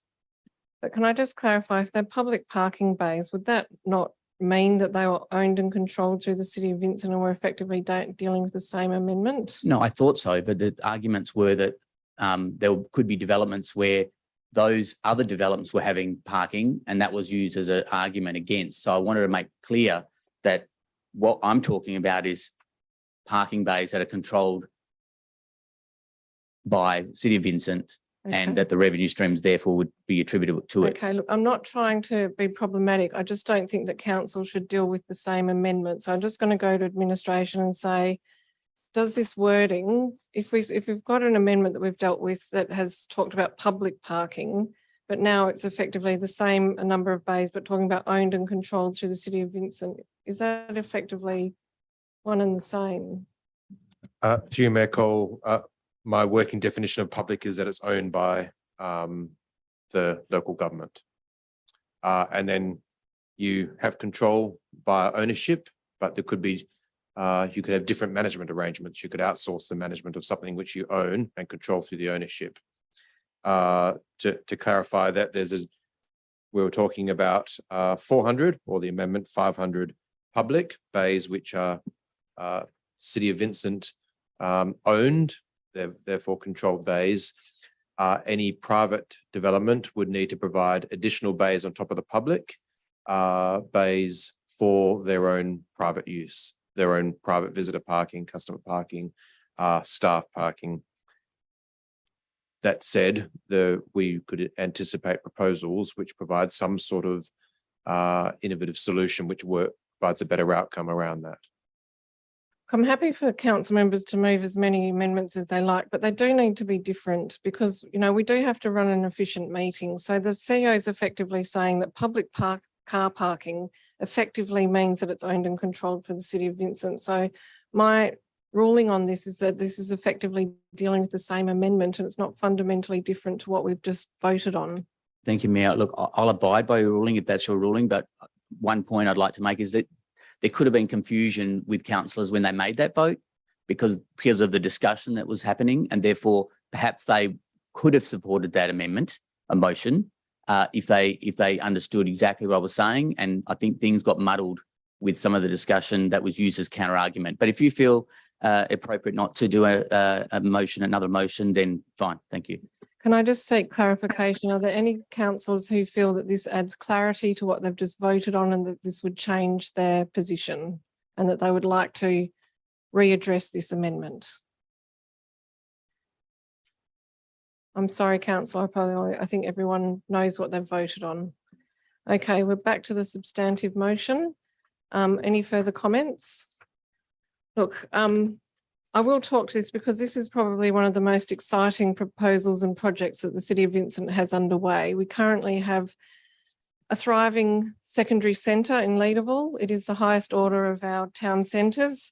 It is, you know, we went through a period of time where we transitioned with losing retail and we've filled up the vacancies and it's just a really exciting, vibrant hub. We do have 2 car parks that are effectively at grade. They're in premier locations for Perth. They're not the best use of this incredibly valuable land. And there's a fantastic opportunity here for the City of Vincent to really help Leederville sustain itself into the future. One of the things I'm really proud about, and I want to pay kudos to Councillor Gontaszewski, who's currently in Switzerland, lucky her, that she put forward an amendment to our precinct plan to create additional public open space in the Frame Court car park. So when we're talking about taking our car parks out for proposals, it will get there eventually, that, you know, we've already set aside that additional land for public open space. We've seen what we can do when we work well in Leederville with the ABN development, where we worked with a developer to create Electric Lane, and that space is really coming along. It's really exciting, additional layer created in Leederville. And if you could see this happening with additional layers of laneways, high rise towards the freeway as our precinct plan stipulates, and more business opportunities, more opportunities for people to come along and explore Leederville. You know, the town team is talking about the opportunities that the Watercorp drain presents in terms of creating a really sort of feature there. We have the Leederville train station. We will then need to go and lobby the state government on your Dream Bridge CEO to say that we want that really nice connection and that this pedestrian bridge that existed before the train station is no longer fit for purpose because Leederville's on the move. It's done in a way that I think perfectly reflects the context that we want to see. We've worked hand in hand with the town team in Leederville Connect in terms of helping us really capture that in our Leederville precinct structure plan. And that is a incredibly important informing document. And this could not really go out before we had that plan in place. So like to say thank you to the team and to John and Ian for your expertise in taking this forward, and very, very excited to see what comes next and what proposals come forward to the City of Vincent. Any further comments? Okay, I'll put the motion. All those in favour? All those against? Councillor Aplar and Councillor Alexander voting against. The motion is carried.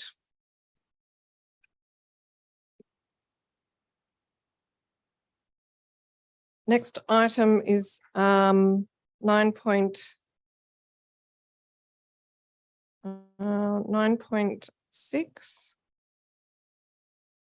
Outcomes of advertising vibrant public spaces policy. Can I have a mover and seconder, please? Moved by Councillor Loden, seconded by Councillor Wallace. Do you want a second? Thank you. There we go. You're away. It's lucky I could make it tonight, eh? I did have a question. Just there was some queries raised by a member of the public around the costs and the fees of this. I don't know if this was covered last week. But basically saying that the fees proposed to be charged for making this what is public space, private space, is very low compared to the value that's derived to the businesses. And I was just wanting to get a comment back from administration on that. Through you, Mayor Cole, yes, the fees that are proposed are to cover the administration costs of approving and assessing a vibrant public space type. It is not designed to have revenue for the city, but it is also designed so that it is not at a cost to the city. We see that the income that we receive is not through these fees, but it is through the private investment in the public realm.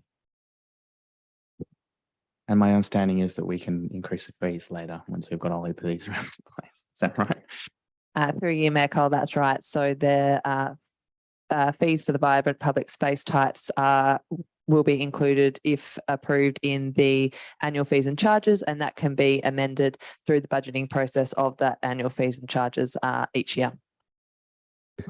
Thank you. I'm supportive of this proposal. I think this is going to be a valuable addition. I recognise that we do lose parking, but I'm not that worried about losing the parking. I think it might encourage people to walk a bit more or ride their bikes.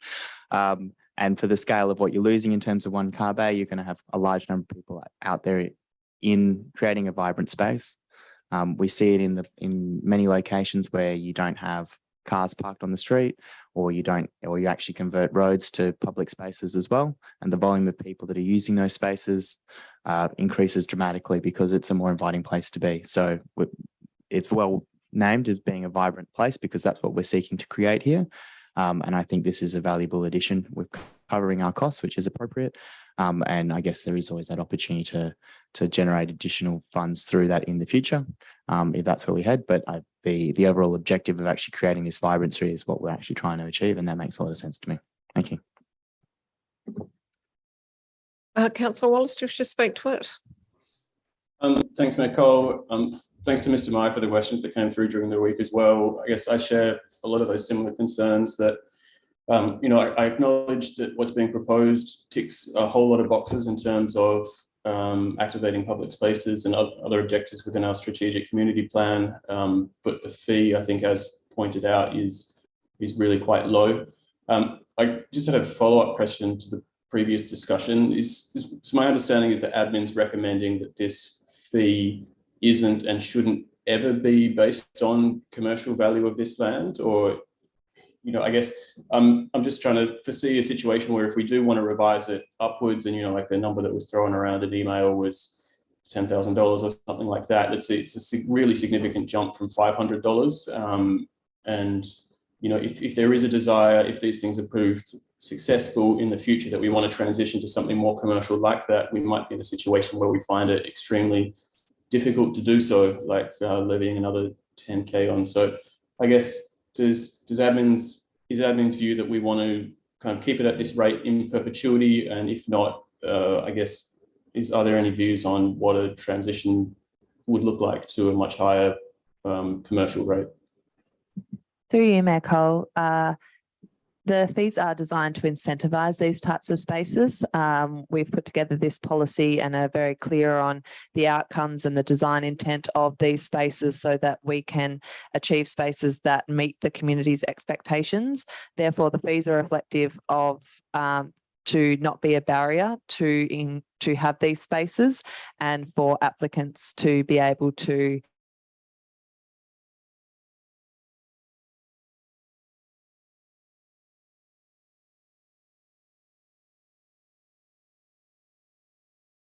public space, as long as they obviously meet all of the policy objectives and the requirements. So that is how they are designed. They are not designed in order for it to be a revenue stream for the city, because we see that the investment that the applicant would make in the materials, the design, and all of those other costs would be what the city would be receiving is that investment in the public realm at no cost to the city, because the fees cover those administrative costs to the city. And through you, Mayor Cole, I just might add, the answer to the first question you asked at the start is yes. So the fee can be increased. Council can decide at any time, not just as part of the annual review of fees and charges. At any time, council could decide to increase the fee if they found there was a proliferation of these, or there was an issue associated with revenue or something like that. So at any time, council can increase the fees. All right. Yeah. Thanks for the comments. I think I'm supportive. Yeah. Hear what everyone else has to say. Thanks, Councillor Wallace. Councillors, Councillor Alexander. Yeah, I'd just like to ask, you know, a couple of questions. This is converting public land basically into private. So do we have any understanding of, I'm sure we do, how much a car bay is worth a year? But I presume these aren't all car bays that have been taken up. Through you, Mayor Cole, this policy looks to have public spaces be accessible to the public through the parklets, and to be accessible to the public through the eatlets when the business is not open. The revenue obtained from road car bays in the city's town centres for the period of 1 July 21 to 31 May 22 was approximately 1,600,000. Based on the data we received in 2018 from the last parking data collected, there was 525 bays within the town centres. Given this calculation, that would be $3,219 per bay.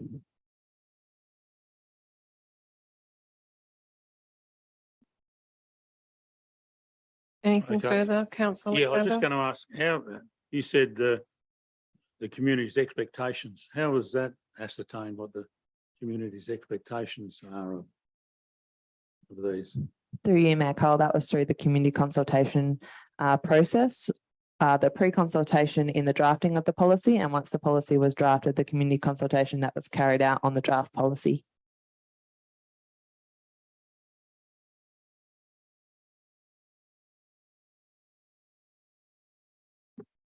Councillors.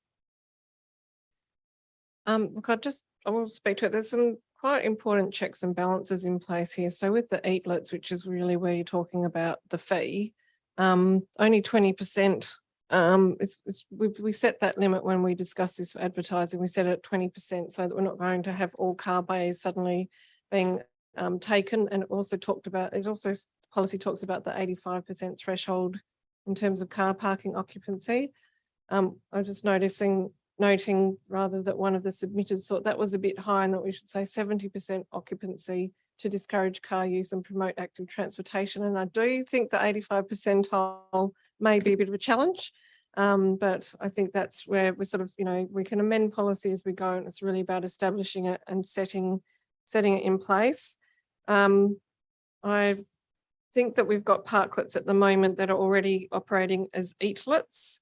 And it's really interesting that when you observe the vibrancy of those parklets that will become eatlets, they're probably the most popular eatlets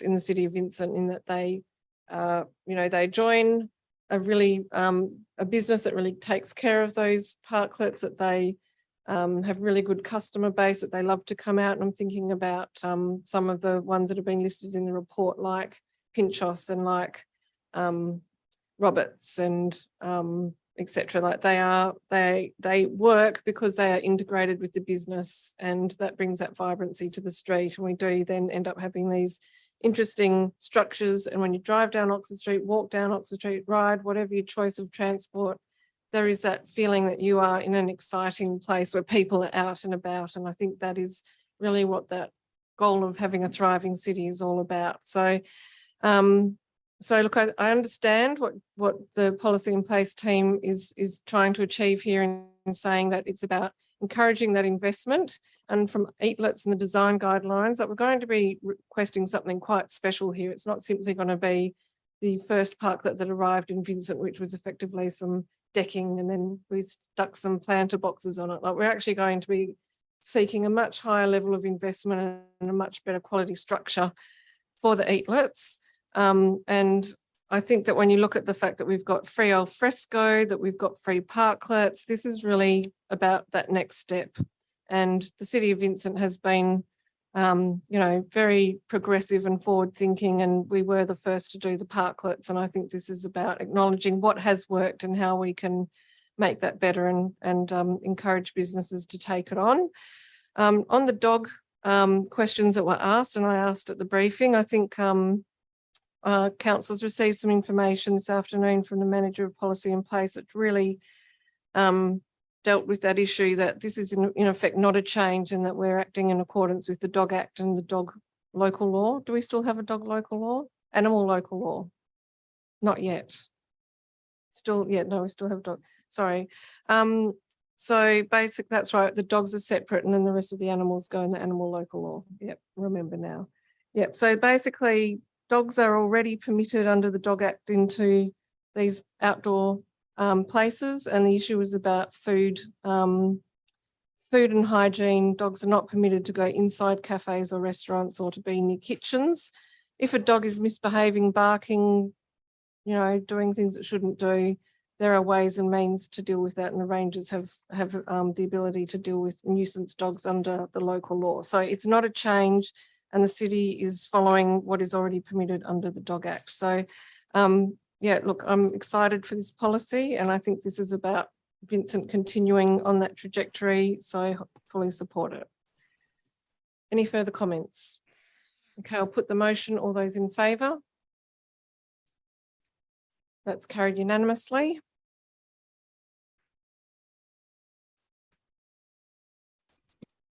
The next item is 11.4, event and festival sponsorship for 2022-23. Can I have a mover and seconder for this item, please?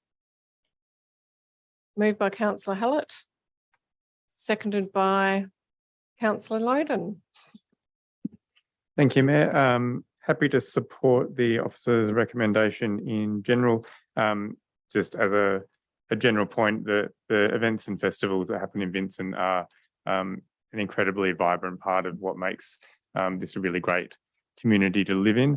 And I recall a number of years ago when Jimmy Murphy was on council, we had quite a good discussion around the level of investment that the city was putting into events and festivals and how that compared to other councils, and just what a remarkable bang for the buck we get in comparison to what other councils spend. So really happy to see this yet again come to us for approval.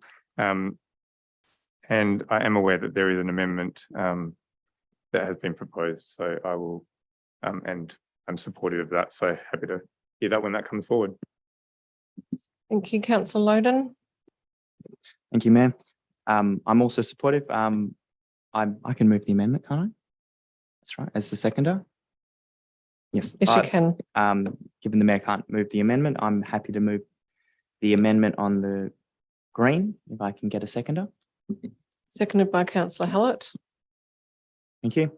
I'm supportive of the proposed amendment. I'll let the Mayor speak to it in more detail, but I think it makes sense to trim this a little bit. It still gives us a large range of events that we're running, but I think that'll be good. Thank you. Seconder, would you wish to speak to the amendment? Happy for you to take the floor. Oh, look, well, I just would like to address this. OHEI WA has actually had to withdraw their application because they did not secure funding from the City of Stirling. And I think that was really important, that if we are going to hold that event, we have been trying to do things continuously down Beaufort Street, and it was an important partnership. When you looked at the cost per head, you know, that was quite high, but I think that, you know, if we're in the situation where Stirling had said yes and they wanted that to happen, that as part of sort of trying to work across Beaufort Street, that probably would have been an important partnership, but that's been withdrawn. In relation to Neighbourhood Events Co, Councillor Gontaszewski did sort of flag this in a question at the briefing. This one was a bit of an interesting one because it's, I went back to the strategic plan, our guiding document, and looked at the wording, and no, it's really, when you look at what we're trying to achieve here through Connected Community, it's about that building relationships and connections with each other in the city. And interestingly, this one was really sort of geared towards you're buying a ticket to self-guide with your friends. So it's not really necessary. I mean, you would, yes, hopefully you'd interact with people as you go about the venues, but I thought of all the events, that one probably was lower order in terms of that community connection.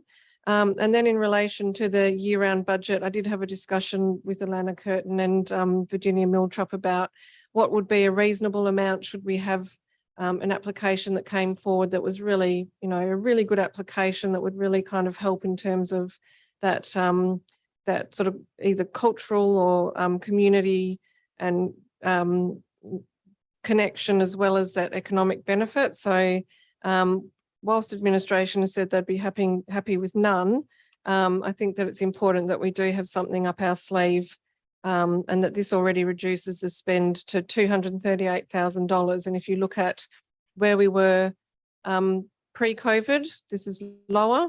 So I do think that we do need to build back up and not be too restrictive on our events, because they were sorely missed during COVID. And I'll speak to that as part of the substantive motion. Any further comments on the amendment? Okay, I'll put the amendment. All those in favour? The amendment is carried. We're back to the substantive motion. Are there any further comments? Councillor Opolo. Thank you, Mayor.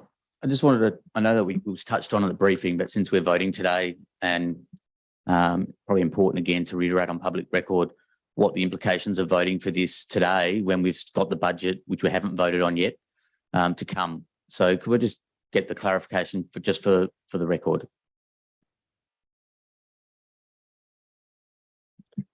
Through Mayor Cole, yes, essentially this decision would commit council to provide these grants as listed in next financial year's budget.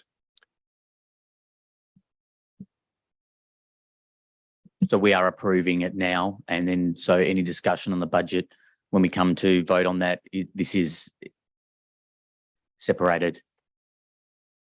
Through Mayor Cole, yes, this would provide essentially a funding commitment to the applicants as part of next year's budget, which by definition would mean that council's annual budget would need to accommodate the numbers listed in the report. Okay, and I thought at the briefing session, though, the question was asked as to whether there was only a certain number of events that were needed some certainty now, because they were July events and the majority happened October past. Why wasn't that considered in this in what was being proposed here?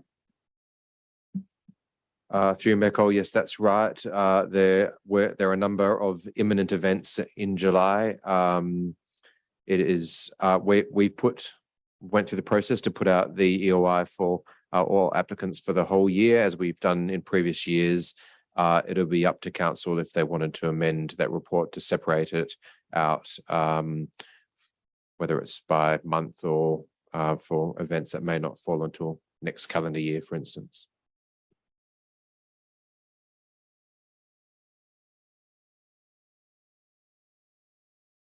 I don't know if my sentiments are shared by the rest of council, but I do have some hesitation to vote on something prior to the budget where it's a broader discussion. Of course, I'm supportive of festivals and the arts and the things of this nature. The only thing I'm concerned about is that we are voting it ahead of, you know, a discussion about whether we need to make an adjustment based on the community consultation being currently received from the community.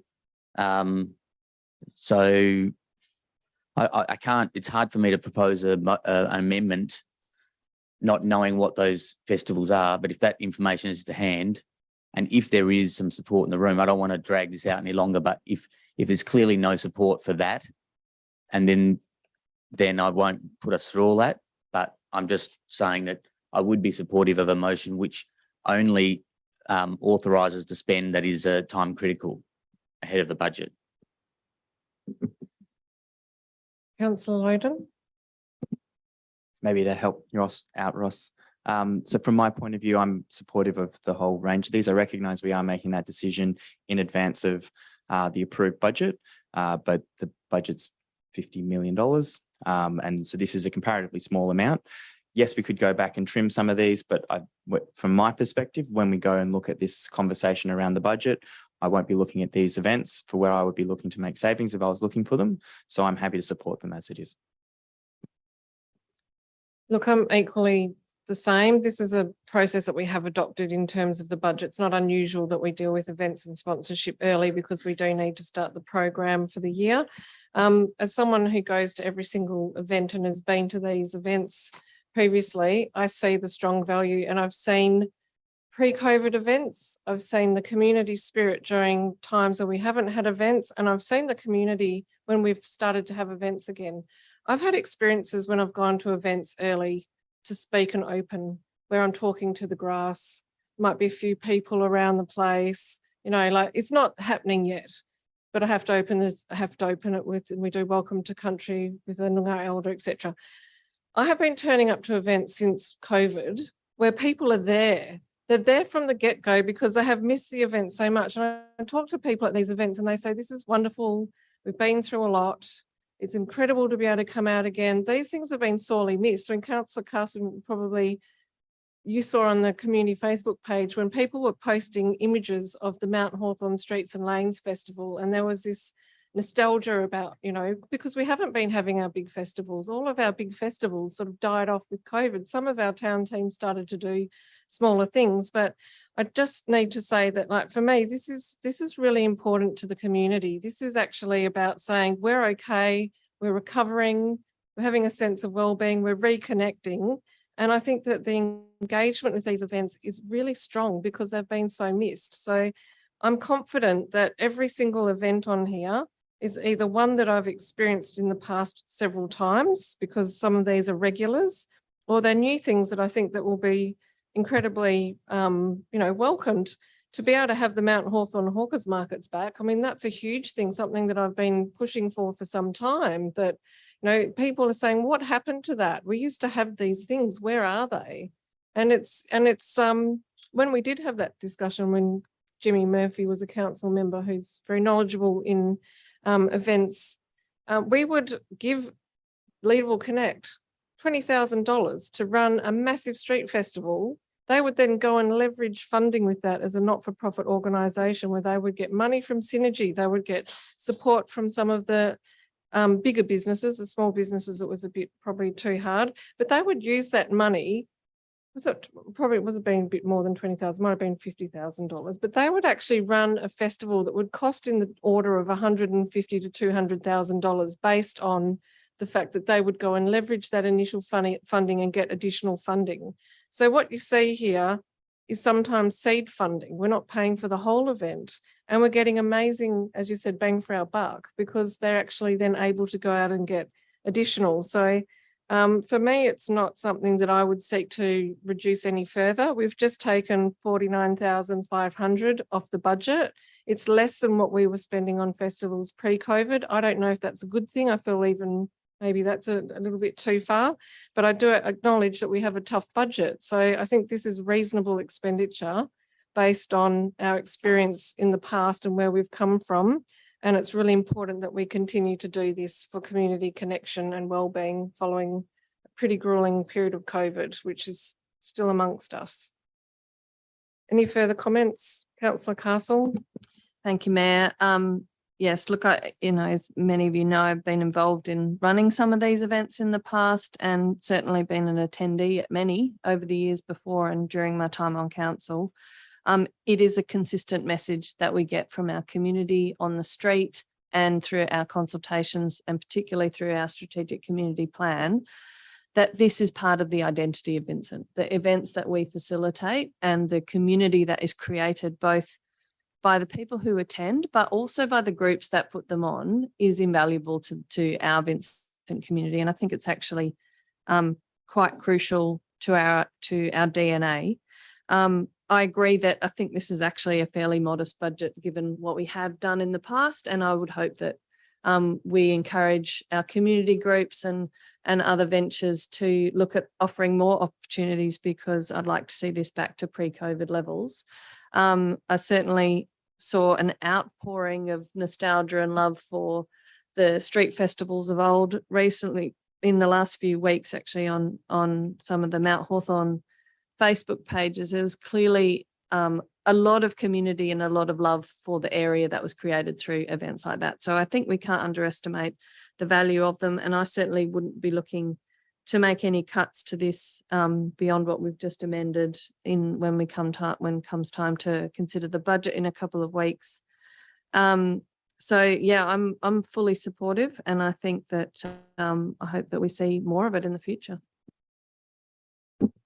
Councillors, any further comments? I'll put the motion. All those in favour? I declare that carried unanimously.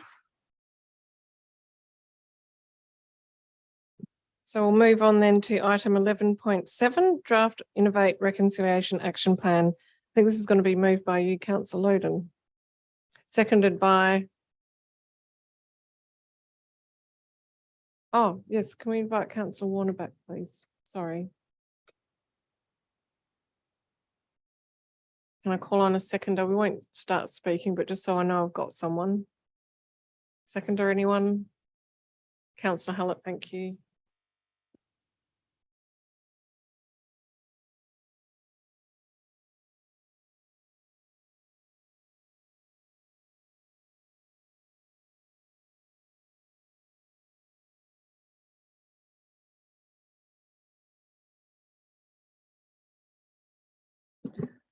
Welcome back, Councillor Warner. We're just dealing with the Draft Innovate Reconciliation Action Plan. It's been moved by Councillor Loden and seconded by Councillor Hallett. Councillor Loden. Thank you, Mayor. So I'm supportive of this wrap, just to clarify that. I do have two comments I did want to make. One thing was just that this doesn't include any details around change the date, which is an interesting situation that we're going to see potentially coming up this year with change of federal government and so forth. If and when that happens, I think it's important the city takes a position on that. We have historically taken positions on these types of things, so I will shadow a notice of motion on that given the time comes. We're ready. The second thing is just a comment around, so in 2005, the first Closing the Gap report was published, which set governments a target of closing that gap by 2030. In the last 17 years, we've seen little to no progress on those items, and in many cases, we've seen those numbers go backwards. We can't fix the world or Australia, but we can do what we can do here within the City of Vincent. And one of the common criticisms you see of reconciliation action plans is that they're a tick box exercise. You're going through the motions and so forth. The Mayor mentioned earlier two particular targets being our employment targets and our procurement targets. And these are in my mind, the things that really cement this RAP as something that is absolutely not a tick box exercise. Those will generate employment opportunities for Aboriginal and Torres Strait Islander people and employment and business opportunities for Aboriginal and Torres Strait Islander people as well. The challenge we have though is that in our last RAP, the two parts that we really struggled to meet were our employment targets and our procurement targets as well. And that's because these are the hard things. You can go through, you can do acknowledgements of country as part of our standing orders and all those sorts of things. And we do all those things, which is great. But this is the bit where the rubber hits the road. So as a council, we are saying this is where we want to set our direction, which is somewhat the easy part of saying this is the target. The hard part is what we are now shifting over to the CEO and the directors and the managers in the organisation on how do we actually achieve those things. But what I do want to say is that I expect this is going to be hard and that we're going to need resources, whether that's people or financial resources to help make these things happen. But I'm very happy to back you on those things. If we need to do that, that's what we need to do. And the reason why I say that is because I believe this council supports that. And the council can say that because that's the type of activity that our community supports. And when you think about it, we are a small local government, but we are an inner city council with a relatively high socioeconomic demographic of people. And we are the people that are most able to afford this sort of thing, to put resources behind this, to achieve these types of outcomes and to try and lead the way. And if we aren't doing this, then how are we going to expect other organisations, other councils and so forth to take these sort of steps? So I think it's incredibly important that we think about that and think about how we can make those different decisions on a day-to-day basis. And if you need that support, then you tell us that you need that support and we need to make that happen. That was it. Thank you. Very nicely done. Was it Councillor Hallett? Go ahead. Just to add, I guess, a thank you to Councillor Loden for his chairing of the RAP working group, and also just to acknowledge the community members that we have on that group who do an amazing job in interrogating the organisation and providing a lot of inspiring feedback in terms of what we can achieve going forward. And just to flag that on block, we passed the change to terms of reference, which has made it so that all community members on the group are Aboriginal and Torres Strait Islander. And we now have up to 2 chairs, and we're encouraging community reps to act as a chair rather than a councillor. Councillors, any further comments? I made mine at the beginning of the meeting. Yes, Councillor Just Alexander. one. If so many Australian people have never had an Aboriginal or a refugee person in their home. And what I was going to say, if anyone would like to meet some or do some voluntary work, I can name a couple of organisations that would love to have your help.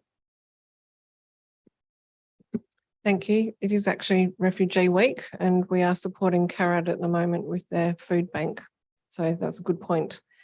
Any further comments? Okay, I'll put the motion. All those in favour? Declare that carried unanimously.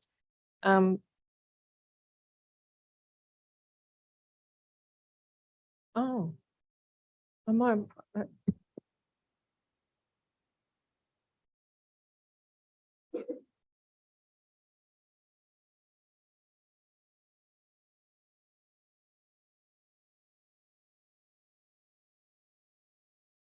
Just would like to say a special thank you to Gemma, because I know you've put your heart and soul into this, along with Gaia and the team. Courtney always here as well, and when we're meeting with our elders. So I want to thank you, because when you speak to the elders, you can see it comes from a place of real commitment, and that's highly valued. Thank you. Thank you, Nicole.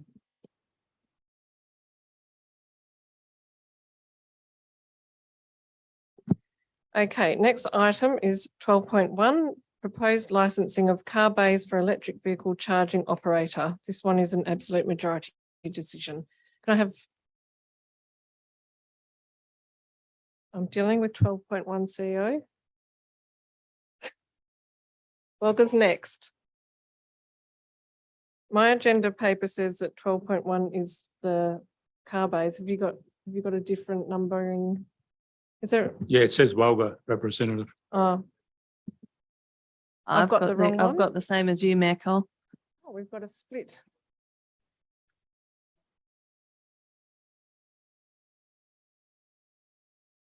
Which is the updated version that I should be working from, Executive Manager?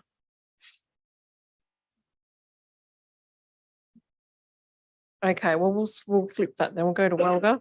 I will go with your advice that 12.1 is appointment of the West Australian Local Government Association Central Metropolitan Zone Council representative. Can I have a mover and seconder for this item, please? It doesn't mean you're nominating. Moved by Councillor Hallett, seconded by Councillor Wallace. I think it's quite important that we have a representative on this, and I look forward to seeing the nomination. Councillor Wallace, would you like to address this as our current Welga rep? Yeah, sure. Yeah, look, I think we were pretty harsh on Wagga last week, unnecessarily perhaps. You know, like it occupies a pretty important space, having a peak body for local government, and it's well worth the city's support. You know, it performs a number of key functions. It lets local governments get together to share knowledge and ideas, and it aims to be representative and allow member councils to act collaboratively and importantly collectively for lobbying efforts.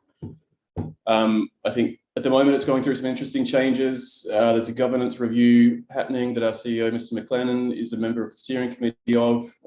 So, you know, there's opportunities to be involved in that process and improving the governance models, the form of representation and decision-making going forwards. Excuse me. And on a personal level, as a fairly new councillor who came from outside of local government, it's been really beneficial to build knowledge and perspective through meeting councillors and other officers from other LGAs. So yeah, thanks to Ross for his representation for the last two meetings, and sorry to see him go so soon. I'm happy to take on the role solo, but somebody to accompany me or an alternate would be handy as well. Cheers. Excellent. Thank you, Councillor Wallace. There you go. There's that. I think that point about the governance review is actually really important as well, that there's some significant work happening around that. It would be interesting. Councillors, has Councillor Wallace swayed anyone to at least perhaps be an alternate?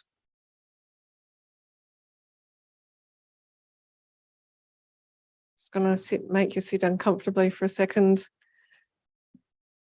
Okay, it doesn't look like we do, but I think that it's something worth discussing. Perhaps we could discuss this in more detail at a workshop and actually have a bit of a discussion about how it could work. And we can always bring this back to another meeting, could we not, CEO? And perhaps if we just thank Councillor Wallace for being our representative, but I do think we do need to have a further discussion. And Councillor Gontaszewski is not here. We could nominate Councillor Gontaszewski, but I mean, it is something that Councillor Gontaszewski may entertain. So I think if we not defer it as such, but if we seek to have further discussions about this going forward, and perhaps the CEO might help that along by giving us a bit of further information about what the governance review involves, not right now, but when we discuss it in the future.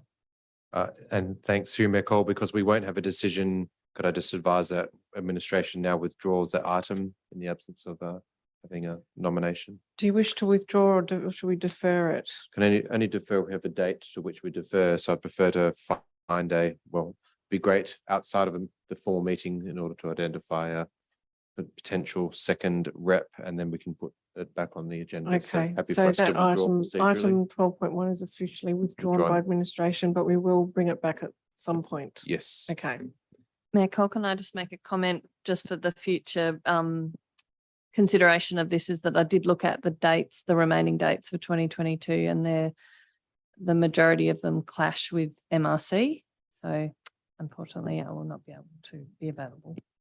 And through Mayor Cole, I think there's also an issue with Councillor Wallace's availability on for TPRC on Thursday night. So when Councillor Wallace does have a TPRC clash, then I'll try to make myself available so I can at least observe proceedings and report back to council in the absence of a elected member.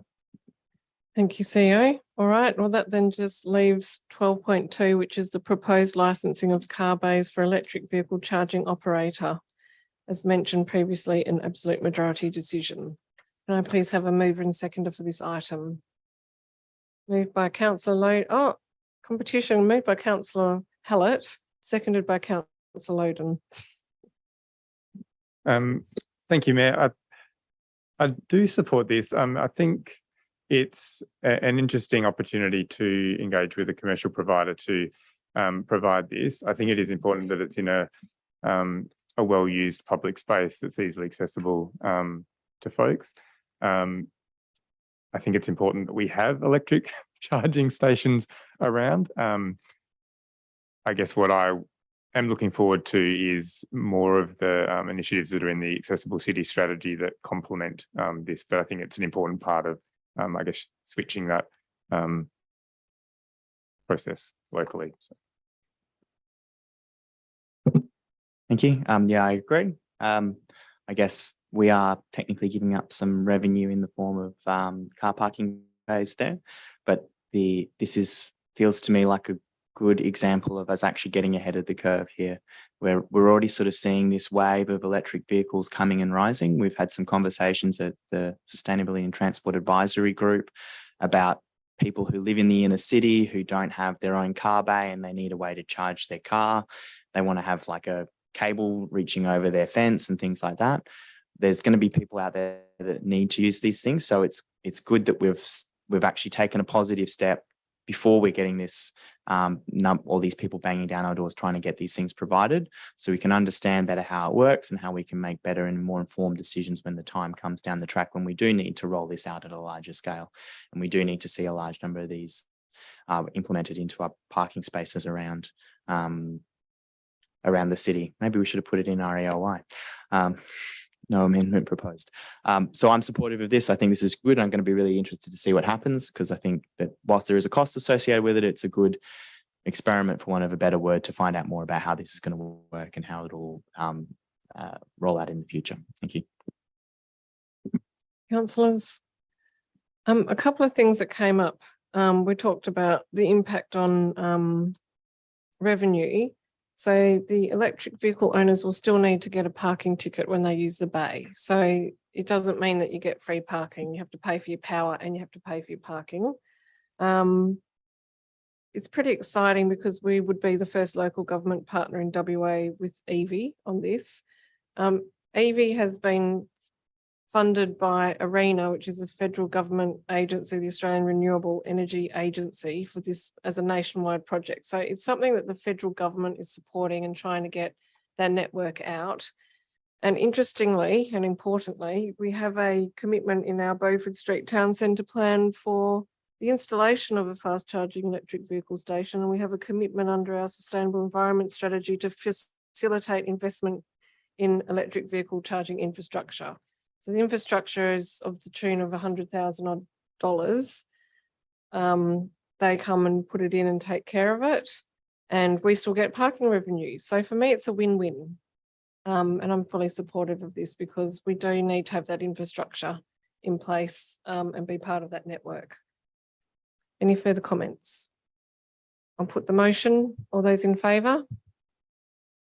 Declare that carried unanimously. And I believe that was the last item of business for the evening. I'll just double check. That was. So thank you very much, everybody. And I will declare the meeting closed at 9:01 p.m.